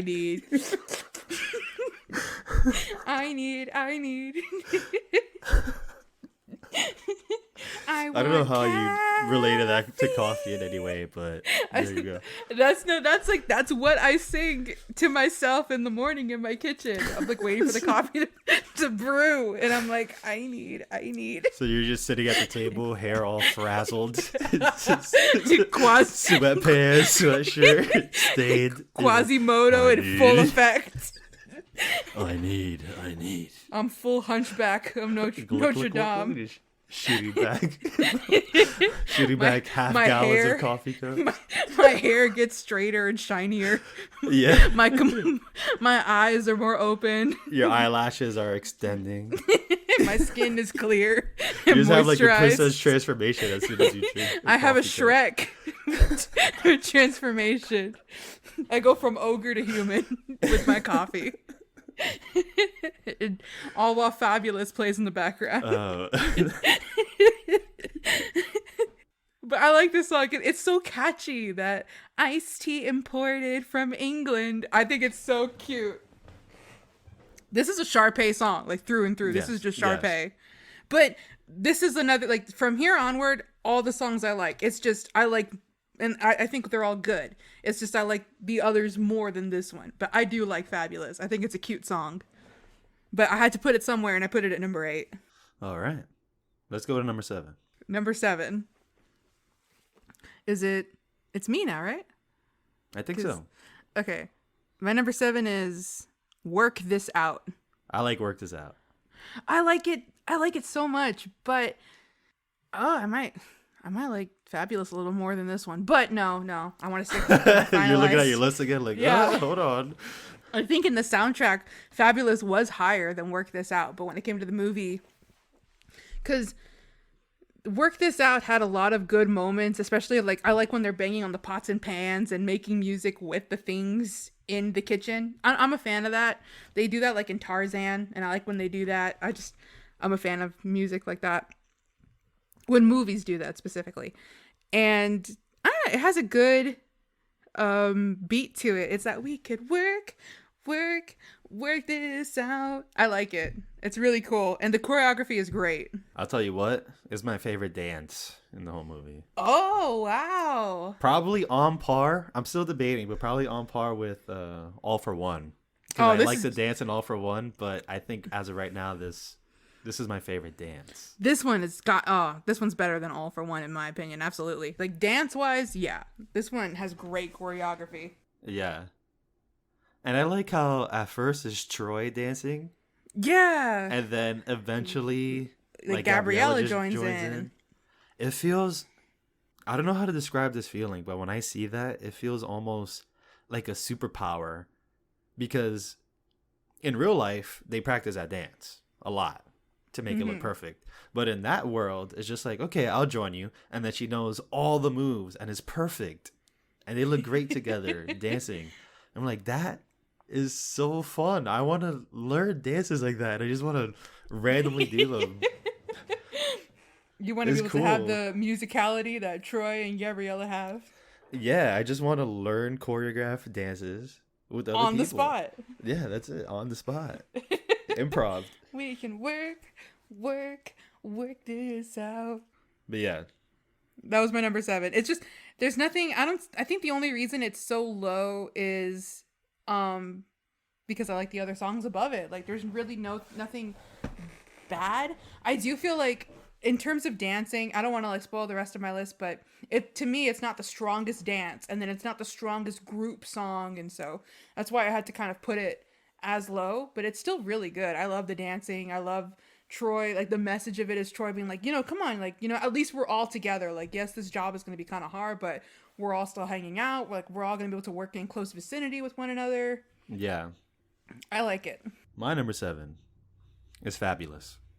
Oh, okay. All right. So when I first saw this movie, well, I saw it when it came out, but when we saw it as a group after not watching it for years, I thought, that's all right. I'm not very into it, but Sharpay's still my girl, so it's all good. But yeah, now watching it again, I got more appreciation for it. It's unique. It's her. It is a Sharpay song. But it's not totally exciting. It's not the feeling that I want from a song. It's just a very good song. And I like that it's unique. I like that it stands out. That's why it's put higher than... That's why it's at number 7. It beats out a lot of the ones where it's just like not exciting enough or just completely lame, like the Tiki song. But yeah, it did get bumped up. And before watching the movie again, I thought, yeah, Fabulous is probably going to be my last one. And then I started hearing all the other ones, and I'm like, wait, it's probably going to be higher. There's some other songs that are not as good. You put Every Day below Fabulous. It's sinking into my mind. Oh, my goodness. It's more interesting than Every Day to me. It's a crime. It's more interesting. I'm just like, I'm surprised that it's so low on your list because you are a Sharpay boy. And this song it's upbeat, it's got the choreography, it's got some catchy tunes, but yeah, you're right. I mean, it can be kind of Especially, number one Sharpay lover here in the house, but I like to keep it 90% on the pod as well. I'm not going to lie and say I like a song if I don't just because my girl sang it, So I'm going to keep it real. I got to respect that. I respect that. So that's my number 7. Okay. Let's move on. Number 6. What's your number 6? My number 6 is Bet on It. That's mine. That's my number 6. Is it really? We matched up? We matched up. Number 6. Bet on it. We got a few that lined up. Yeah, so far. All right. So why do you like Bet on It? Why is it number 6? It's not get your head in the game status.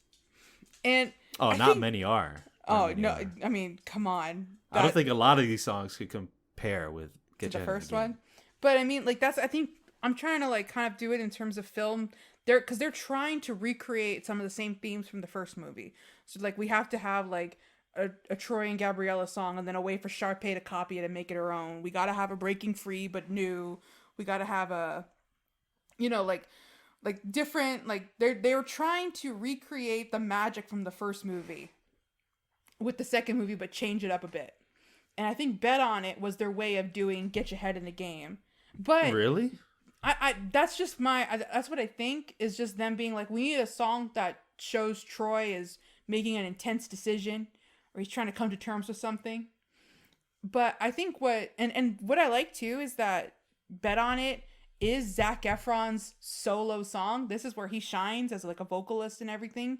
And this song was made for him. So it's kind of like making up for what he didn't sing in High School Musical 1.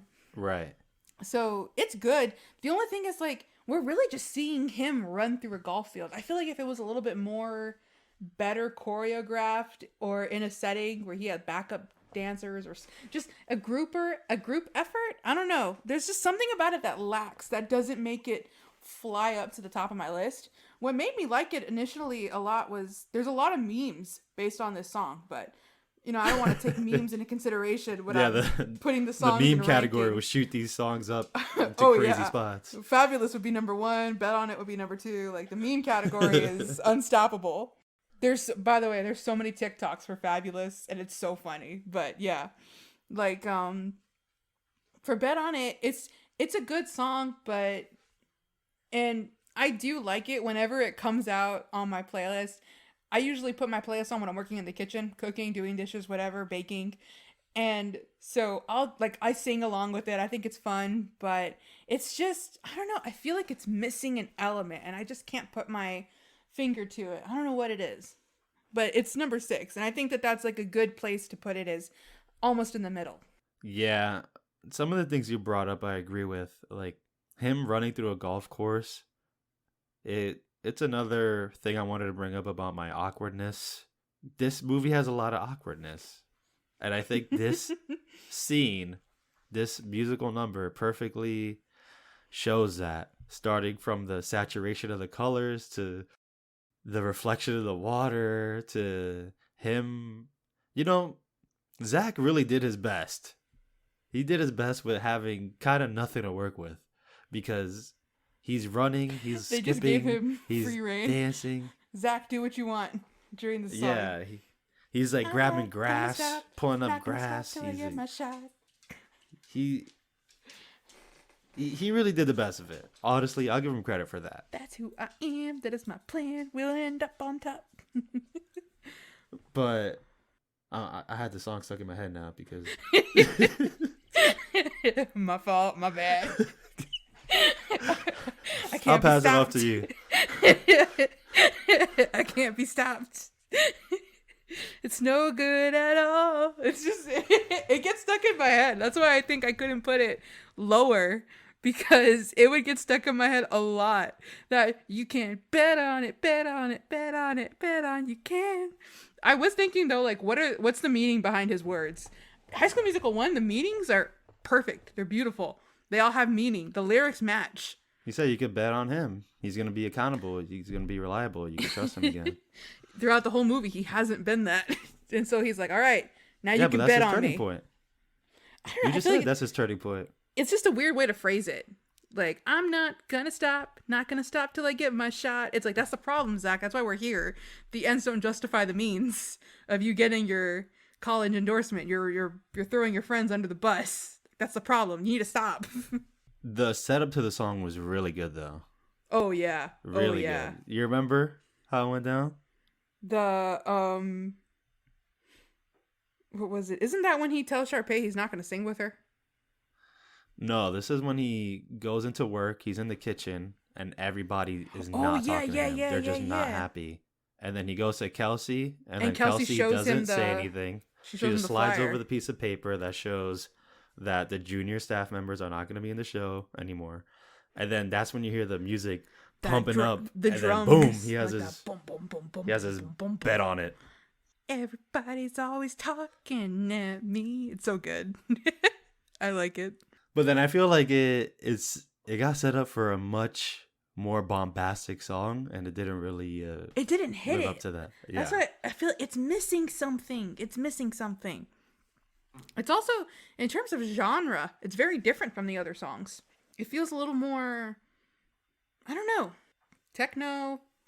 No, it's just, it feels different. The other ones have like piano and just something a little more show or tuney musical about it. And Bet on It feels like a Disney pop song that you would hear on Disney radio. I thought you were gonna rate it much higher. I thought you liked this song more. I like the ones that come above it. I like way more. Okay. Number 5. Number 5, yes. All right. Me? That's you. Number 5 is You Are the Music in Me. The Troy and Gabriella version. Oh, okay. Yeah. This one, I like it, but it doesn't have, it's a cute song, and I catch myself singing it a lot. I mean, I catch myself singing a lot of these songs a lot. I like this soundtrack a lot. But the songs above it have an overall better show to it. Like this one is like they're practicing in a music room, and then eventually the Wildcats join them, so it's just them two for a while. But the ones above it just have a lot more to bring to the movie emotionally. But this song is cute. It's adorable. I even like that Kelsey sings the first couple of lines. I think that's so cute. And then eventually Gabriella jumps in. But what I think is really funny about this is how Troy and Gabriella, this is like a running gag throughout all of High School Musical, obviously, but it's most prevalent in this one because they're, in High School Musical 1, we do see them practice whenever Kelsey gives them a song. They were practicing Breaking Free throughout the movie and things like that. But and then you could tell with What I've Been Looking For in High School Musical 1, they're singing it slow and soft because they're reading it and it's only like a minute long. But You Are the Music in Me, it's a full-blown song and they're reading it for the first time. And I think that that's so funny. This is something where it's the most prevalent, where Kelsey's like, I wrote this new song for y'all, and she sings the beginning and then everybody jumps in. Yeah, I wanted to bring that up too because we brought that up in High School Musical 1 where they're singing karaoke, they're looking at the screen, and then halfway through they stop looking and they just know the words already. But that can have a pass because that could be a real song in their world. Yeah, so they right? know it. But here, Kelsey just wrote it and they're just finding out about it. It is hilarious that they just pick it up. They're like looking at the paper and then they stop looking and then they're holding the paper, but they rest. never look at it again from the beginning. They're just like, when I hear my favorite song. And then that's it. Like, that's it. They just go off from that. And then they do the same thing again with Every Day, where I feel like they're like not really within the parameters of their own timeline because there's a show going on and they're like, all right, Sharpay and Troy, you're up next. And then they're like, hold on. And then we're going to teach you a whole new song, Troy. And he learns a whole new song. How long are these people waiting out there? Is there nobody on stage? They must have been waiting for, I don't know about a while, but Sharpay is even like, where's Troy? And then he comes in like, hey, why'd you change the song on me? Yeah, it was a weird cutting around there to set up like a nice surprise with Gabriella. Ryan somehow made it work. Yeah, he made it work. That's my boy. Somehow Gabriella returned. Somehow the Wildcats can perform. Somehow Chad could dance. All right, Tony, what's your number 5? Which leads me to my number 5. I don't dance. I was going to say, don't say it. Yeah, I don't dance. What? Yeah. Tony. Yes. This is the best dance in the movie. It is good. I would say the best. I don't dance. Also, there's another thing where I feel like they also wanted this setting so that they can include as many sports as they can when it doesn't really fit. You know, they got golf, they got baseball, and they have basketball, which makes sense because they play basketball. But why are they playing baseball? I don't know. Like, They shouldn't be restricted from it, but they're on a basketball team, and their life is basketball. And yeah, they could do a one-off game playing baseball. But my I don't know. Something tells me, my senses are telling me that Disney just wanted to grab more of the sports audience. They're like, all right, people who play baseball, they're gonna watch this. People who play golf, they're gonna watch this movie too.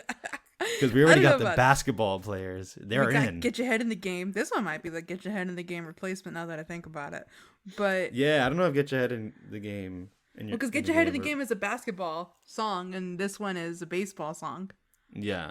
I don't know if that was their intention, but it really isn't. But I just found it. Like, I mean, I wouldn't be surprised if that was, because it's like, hey, we have to include as many sports as we can to get any sisters that are forcing their brothers to watch this movie. We got to get them to like it a little bit. Yeah.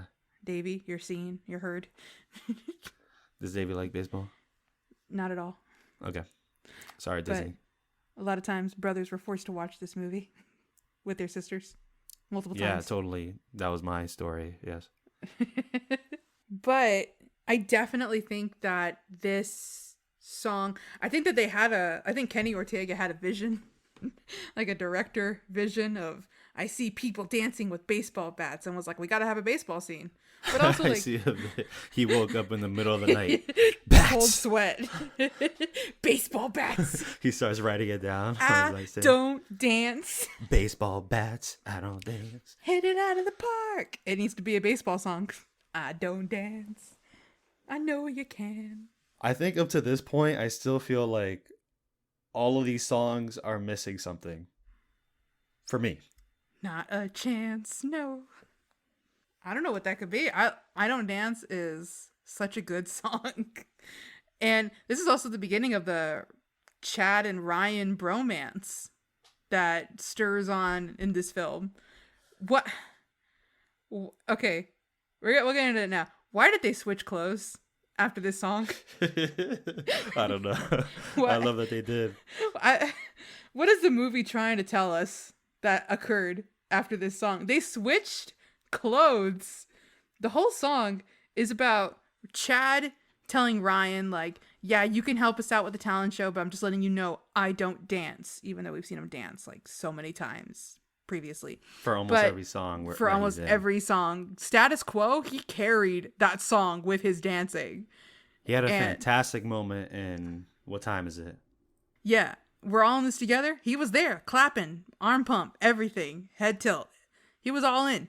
And then I don't dance. It's like, dude, you were dancing with Troy in the kitchen during Work This Out. Come on, man.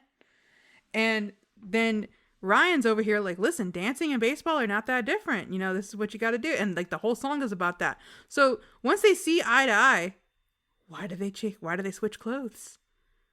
It's not even like switching hats, like a baseball hat and one of Ryan's it's the entire outfit. Letterman hat. They just completely switched clothes.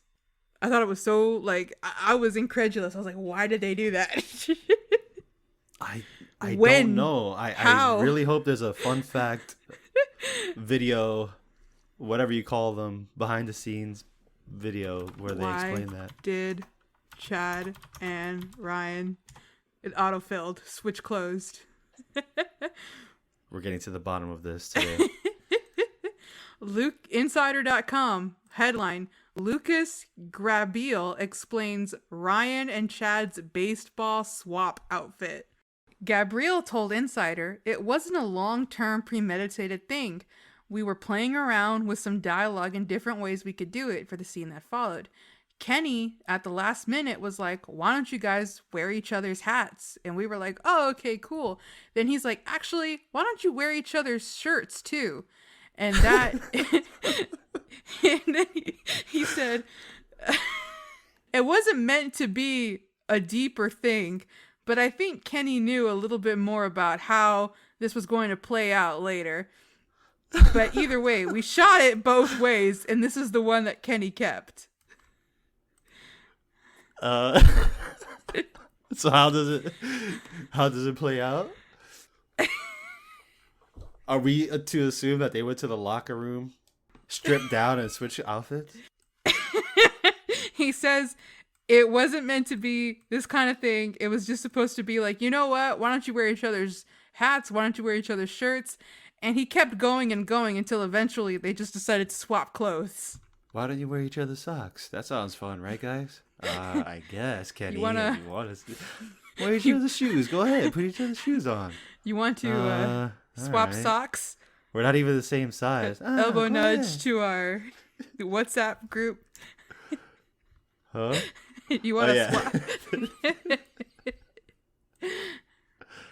I'll post that for you to read later. But oh my god, I don't know why they swapped clothes, but Lucas Gabriel said that it just started off as like an inside joke or a joke that they were doing on set because they thought we were just gonna switch hats. It's confounding to me how I think it's just how they got away with it. Oh, I had a burp. How they got away with it. Yeah, because they didn't acknowledge it in any way. No, not at all. And that has They're been gonna be like, you like how my hat looks? They're like, that's my hat, bro. Ha ha ha. No, none of that. I thought that one of the girls said nice clothes to one of the guys, like just a little nod or something to it. Like they weren't completely oblivious.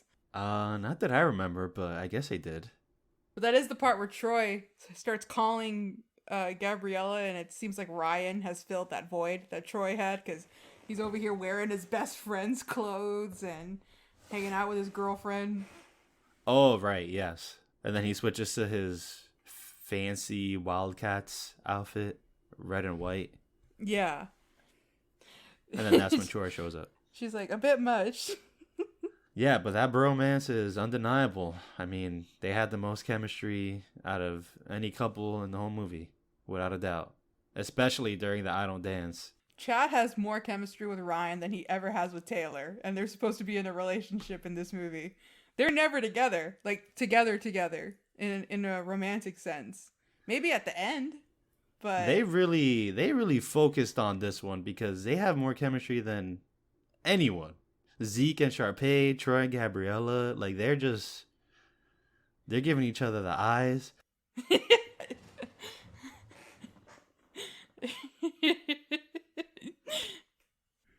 I'm losing track of this.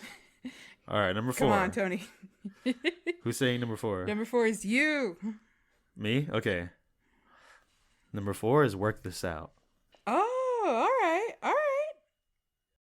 I like the song. I like the dance. It's fun to listen to. I think, let me see real quick. Yeah, yeah. Was this it? You have this pretty high on your list. It was number 7 for me. No, I feel like starting from 4 and up, that's the songs that I actually like. Oh, okay. Yeah. All right. The other ones are nice too, but I think 4 and up give me the High School Musical 1 feelings of the songs that I really like. So That's fair. That's Yeah. fair. what about you? What's 4? My number 4 is What Time Is It? Yeah. What time is it? Time of our lives. It's on vacation. That's Oh, exciting, energetic. It everything I need. encompasses all of the energy and excitement you feel when school is out and it's summer and you're going on vacation. It's such an upbeat and powerful song. I always like when they do that, like East High, Wildcats, red, white, and gold. Oh, it's such a... I like when they're all lined up and they're like swooping over. All their Like heads are swooping over. like a roller coaster kind of thing. Like, woo! Yeah. It's such a cool song. Everybody is so energetic. This is, to me, like the first movie starts off kind of low and they lure you in with the start of something new. But I think What Time Is It is such a powerful way to start off the sequel. That's true. As such, like, it's that huge, like, summer, and then, and the song just kicks off. What Laser. time is it? It's so powerful. Yeah, I agree with that. I wanted to mention that I like the whole song of What Time Is It? I think from beginning to end is exciting and fun to listen to. And most of the other songs, like I Don't Dance, I feel like it's nice, but I'm waiting for the chorus. The You'll Never Know. That sounds good. I like that. Try. And then like some parts like swing bada swing bada swing, but I got to just I'm do waiting for the my good thing. parts pretty much. And then what time is it? It's all the good part. What time is it is a good song. The whole thing is a It's good our part. vacation. Yeah. Summertime anticipation. Oh, it's so good. There's nothing bad I can say about that song. That song is it. I think that's like to me. What's really weird is that song starts off with such a bang. This is what All for One should have been, but they started off with it. Because if I was to like speak objectively, or I don't know whatever the word is, but without bias of opinion, to me this song is the best song on the soundtrack. It's like the we're all in this together, but for High School Musical 2. The thing is, the movie starts with it, and it's super powerful. And so that means, to me, like, All for One is kind of, So wait, so just because it starts with it, you feel like what? All for One should have been what time it is in terms of the energy and the choreography and the meaning and everything. But All for One should have brought the same game that What Time It Is. I'm not saying like What Time Is It should have been like later in the movie. I like that they started off with like the best song going forward. But I feel like because this song is so good that when you put it up against a song like All for One, which is another group song, I don't know, it falls flat. I don't know if that makes sense. I don't know. I think maybe because we're used to the best quote unquote song being at the end. And that's usually for a lot of musicals. You expect the best one to be at the end, but... That's true. This is High School Musical, though. What time is it? It's our vacation. I have to reveal my number 3 to keep this conversation going. Yeah. My number 3 is What Time Is It? What time is it? Time of our lives. Dun, dun, dun. So yeah, I like this song a lot. Top like 3. A lot. I think it could fit in with High School Musical 1. And it's one of the songs that completely represents High School Musical 2. I feel like this song was the whole reason they made High School Musical 2. Like they wrote this song first and then wrote the movie. No, I think they upped the brightness by accident all the way, and they're like, we need a song that matches this level of color. Increase that saturation. I don't care if Zach looks orange. It's already at 100%, sir.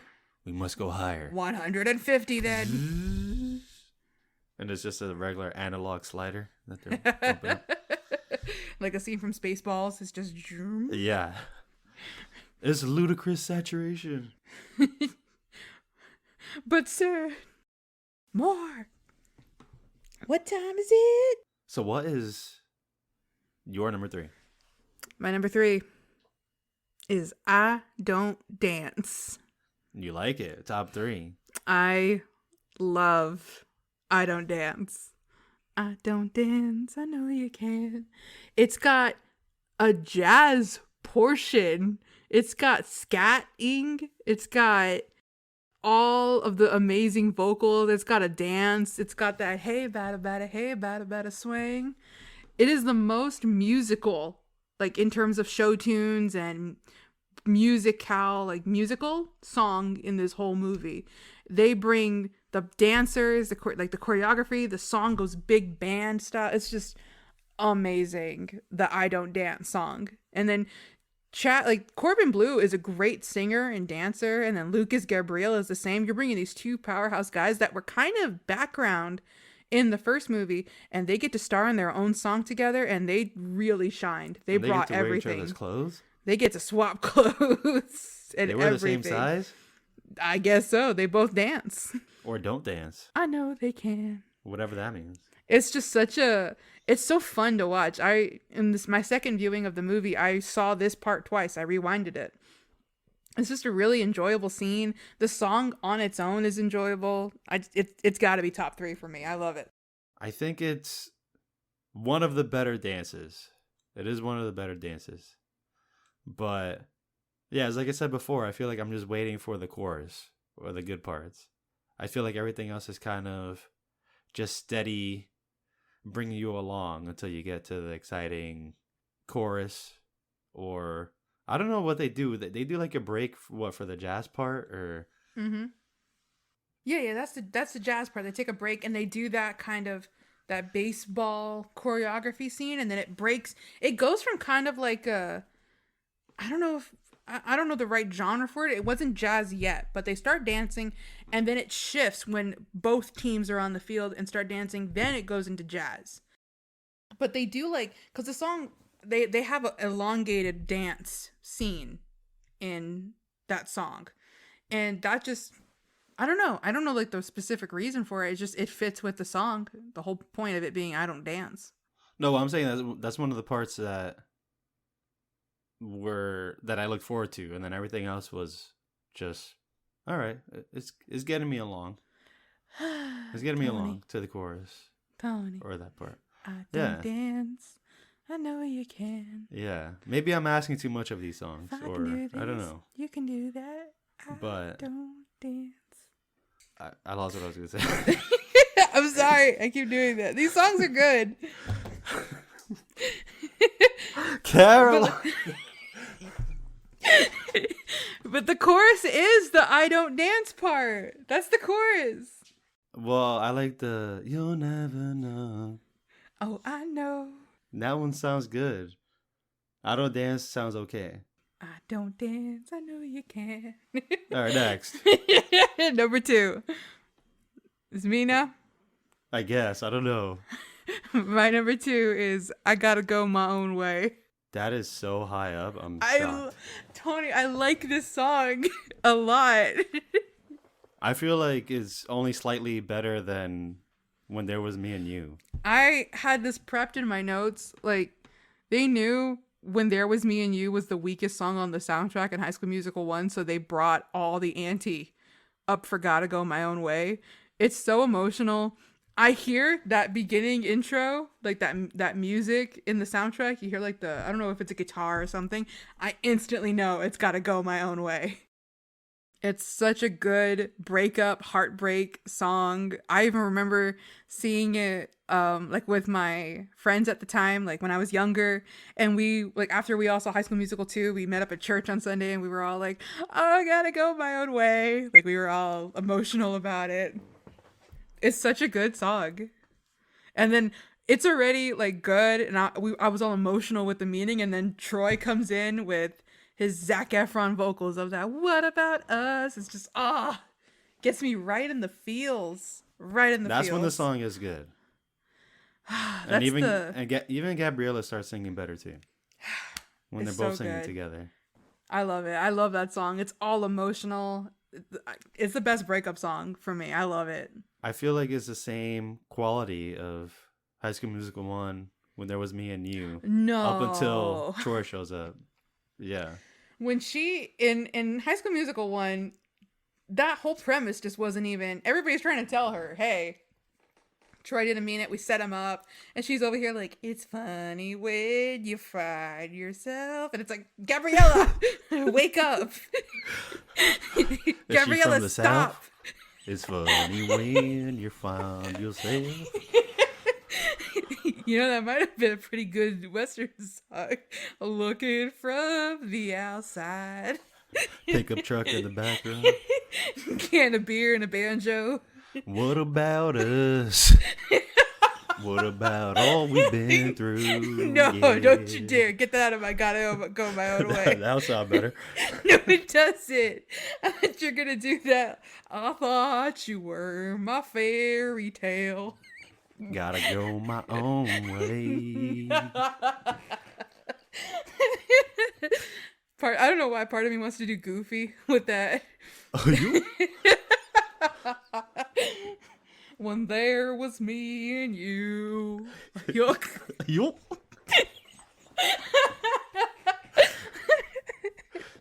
Is he singing to Mickey or Donald? Donald. This is post Kingdom Hearts. Which one? There's so many. There's so many. I'm confused. Which one? Kingdom Hearts 2. Oh, okay. Post Kingdom Hearts 2. What number are we up to? Number 2. Oh, number 2. Okay. Tony, what's your number 2 song? All for One. What? Oh, wow. You have it so high. Yeah. It's very good. It's very good. And I love the dance. Are real summer has just begun. Wow. I can't even remember the dance. There's this part where Gabriella and everybody has their little hands out and they're like switching it side to side. Oh, and then they're okay, like their okay. knees are like going back and forth. And it's really cool. When the guys are doing like the airplane and the girls are leaning on them doing that. Yeah. I just remember that part. And in the beginning when they're all standing at the mic, they're doing the classic like one arm up, one arm down. Yeah. Other arm up, other arm down. That classic beach. Yeah. Move. Yeah, like the surfer songs. Yeah.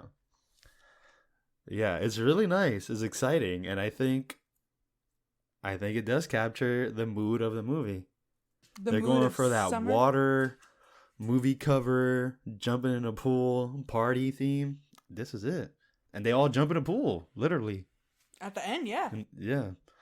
Miley's there for 2 seconds. Blink and you'll miss her. I remember when I saw it the first time I looked down because I got a text message and when I looked up I was like, oh, did I miss Miley? Like, did I miss her? And then I was like, no, wait, I remember when Miley showed up. I haven't missed her yet. And I kept focused on the song and then I saw her for 2 solid seconds and I was like, all right, there she is. Oh, you'll miss her. I don't know why she was there for so little. I'm surprised she's just in the background, that she's not actually doing the dance with everybody as a background dancer. They really just have her. Because I even tried, after we see her one time in that Blink and You'll Miss Her, I tried to spot her throughout the crowd after that, and I couldn't find her at all. They really just put her in for one scene and were like, get out. Yeah, I think they didn't want her to steal the spotlight. But I think if she was there a little longer, it would have been okay. Yeah. It would have been cooler, because then that would have felt more, especially if people voted for her to be there. That would have felt more like they made a contribution. Yeah, imagine 3 million votes only to see her for 2 seconds. Yeah. I don't know how many votes she got. I don't, but she obviously got enough to be the one to get on there. Yeah. And I don't know who she was running up against, but Hannah Montana at this time? Come on. She beat Hannah Montana. But yeah, All for One is my number 2. I think is exciting and fun, and I love the dance. And these were one of the ones, like, I'll put All for One, I'll put I Don't Dance, and also Work This Out. Like, they have great choreographed, like, movie, like, full-on movie videos or music videos. They really do. They stepped up the choreography in this movie quite a bit for those songs. Because not a lot of these songs have dancing in it, or am I just going crazy? Well, a lot of them do, but some of them, it's not like a huge group choreography, because like Fabulous is just more of a walking around, Sharpay being Sharpay. I'm looking at like the rest. Work This Out, Bet on It, not really. You Are the Music and Me, no. What Time Is It? I Don't Dance and All for One are kind of the. Oh, and Work This Out. Those are the ones that have real choreography in it, like a group dance and everything. And that's I'll 4 say out Bet of on it as well, even though it's not all that good. But I don't know if that's Troy had to do a lot to I mean, to entertain for the whole song by himself. He carried it. He had to look in a reflection in a pond. Number 1? Are we up to number 1? I think we are. I haven't been keeping track, so I don't even know what yours is. I've been keeping track. Okay, so you already know mine. Your number 1 is... You Are the Music and Me. Kelsey edition. Wow. I'm surprised that you put a Troy and Gabriella song as number 1. I like to keep it 90 on this podcast, you know? I don't know if I gave you the impression that I don't like Troy and Gabriella. Not that. It's just that a lot of their songs don't make it as high on your list. You prefer like the group songs or the Sharpay songs. I like quality, you know? I like good sounding songs. All right, that's fair. All right. Even though you put Every Day super low on your list, but all right. That is, I don't know, is that a very exciting song? Or unique or fun to listen to in any way? Yeah. Every day, go to sleep, listening to me singing this song. I could smack you. How dare you? every night. Better sing this song every day. Yeah, you just transitioning to Goofy now. Oh, you? Every day. All right. Anyway, yeah. Number one is "You Are the Music in Me." You are the music in me. It's And a I'll good tell you song. why. I'll tell you why. Please do. The na na na na. That's it. Na, Done. na, na, na. That You are the moment is music better in than anything me. in any song in the whole movie. I love it. I love how Kelsey sings that. They even play it again at the end. Yeah, That's so good yeah, I they was know they surprised. have it. With the lanterns. When I hear my Yeah. favorite song. But then I do like the rest of the song, and I like the rest of the lyrics. I like the story it's telling. Yeah. And I like Troy and Gabriella. Doing cute things. We being already cute. called them out. We called them out for like learning the song in half a second, but I like that they bond over it. I like that everyone comes together and they're like, "Oh, Kelsey is writing music again and practicing, in the back room over here," and then they just all bond over it, and it sounds so beautiful. I It's love such how a beautiful animated song. they get when they sing with each other. Like Troy and Gabriella sing the best when they're with each other than apart. Oh, definitely. Gabriella sounds the best.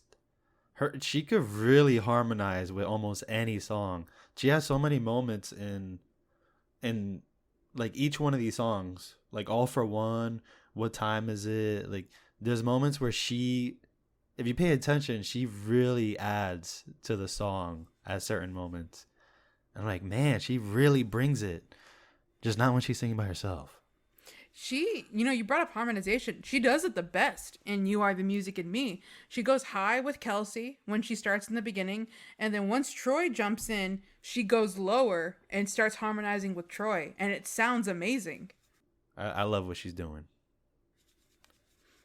Just not by herself. Gotta go my own way. I see But yeah. you. I love you. What's your number one? Tony, I know you haven't been keeping track, but my number one is Every Day. I had to sit here and listen to your slander. Every day, Shut up. go to sleep That's not how it to goes. this song 'cause it's boring. You're slandering my number one. It's my favorite song on the High School Musical playlist. That's how bad it is. Like, I love... That's how bad it is? That's how bad I got it for this song. This is my favorite song out of all the High School Musicals. Wow. That is way too high. I love this song. It's so happy. So you like Pastor Troy preaching to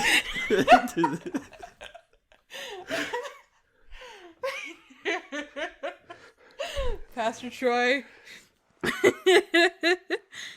doing altar call. Yeah. I love the lyrics. Doves in the background. Did they have the way doves? it starts? There was no doves. All right. There's a lot of hand holding, prayer circles. Yeah.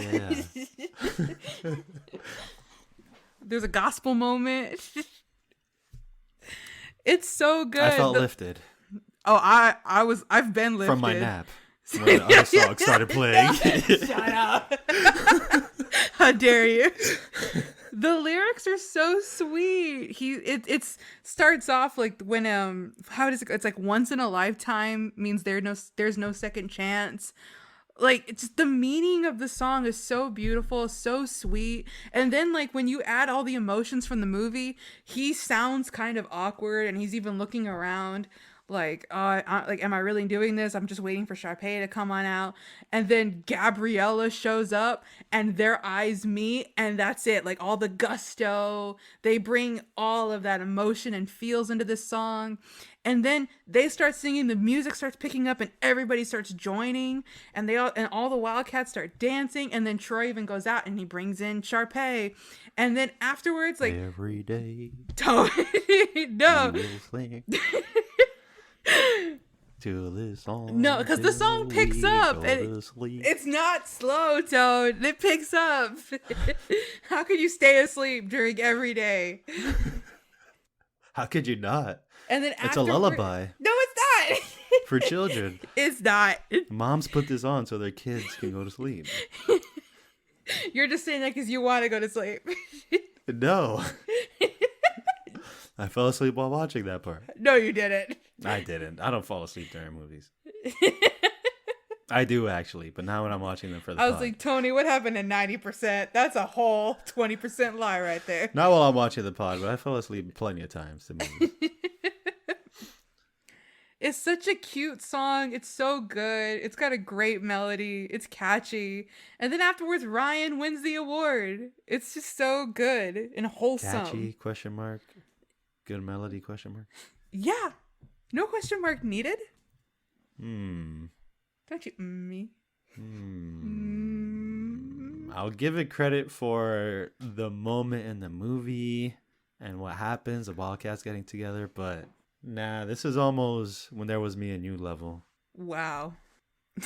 Since we're kind of wrapping up the song ranking, I was keeping track. We almost have an inverted song ranking, like for you Really? and I. Like Really? your top songs are some of my lower songs, and my top songs are your lower songs. That's amazing. But we also have songs that exactly match. Yeah, like Bet on It. I think What Time Is It? Humu humu nuku nuku apua. Yeah, and You Are the You Are Music, the Music in Me. Sharpay. Yeah. I cannot believe you know the Humu Humu something something. I wrote it down. Wapana Pow. You didn't write it down? Wakihiki Tami. I take notes. How did she memorize it? And did she offend some Hawaiians? I'm sure she did. I don't know. Because it's all made up. This ain't no Hawaiian roller coaster ride, I'll tell you that. This has been fun for how different it was. But yeah, there was no All in This Together. Do you think these songs are better than the first? Really? Some of them, but not by a As lot. a whole. No.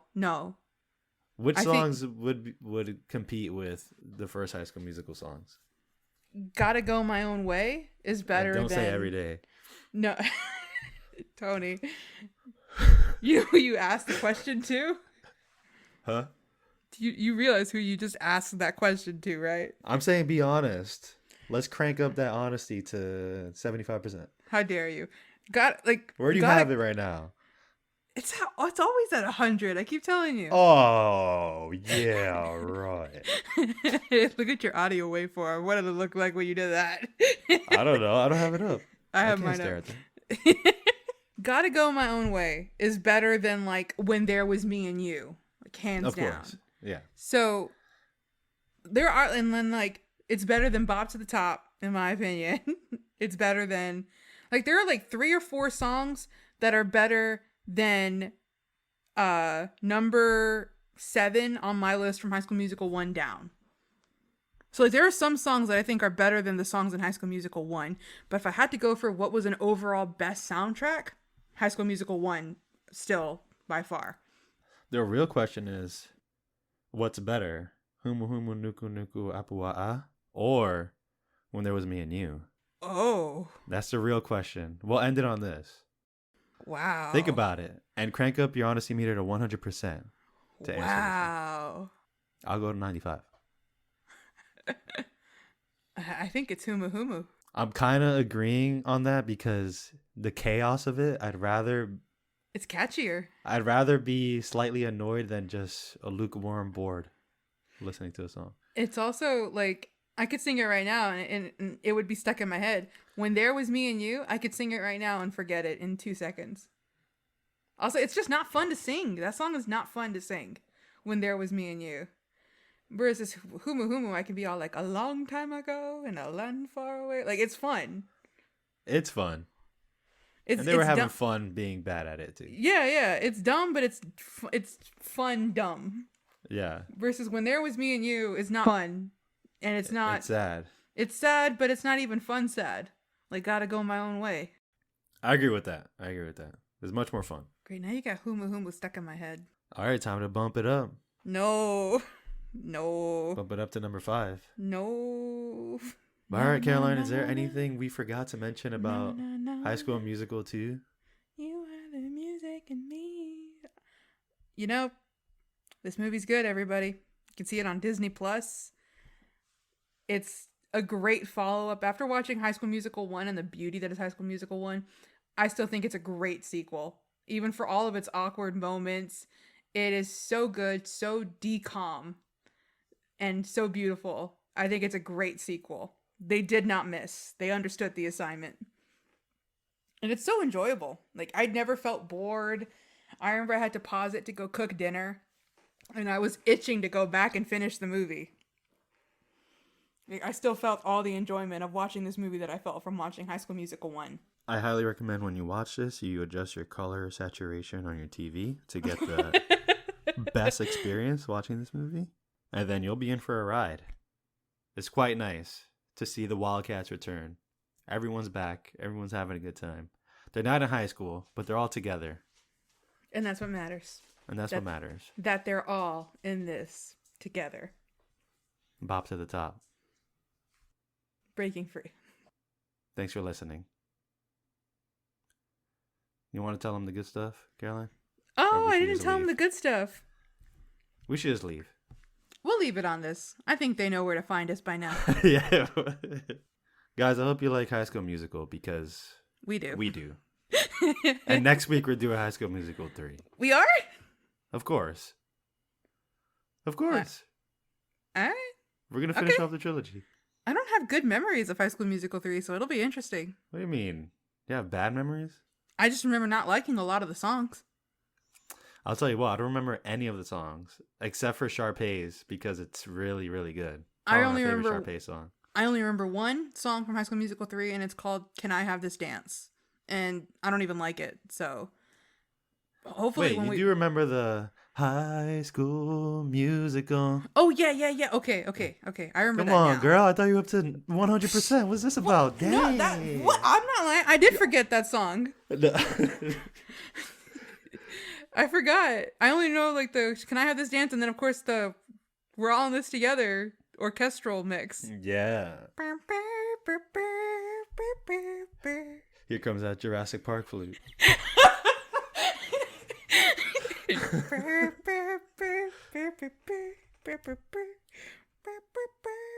All right, we'll be back next week to finish off this trilogy and see if I can't. It's so... It's like talking into one of those voice scramblers. I can't. Yeah. I wanted you to keep going. I can't. In my ears, I can't focus. I can't. Okay, everybody. And my brain is not at 100%. It's at 5%. Is it ever? Everybody, No. We'll talk to you all next week. Look forward to High School Musical 3. Goodbye, everybody.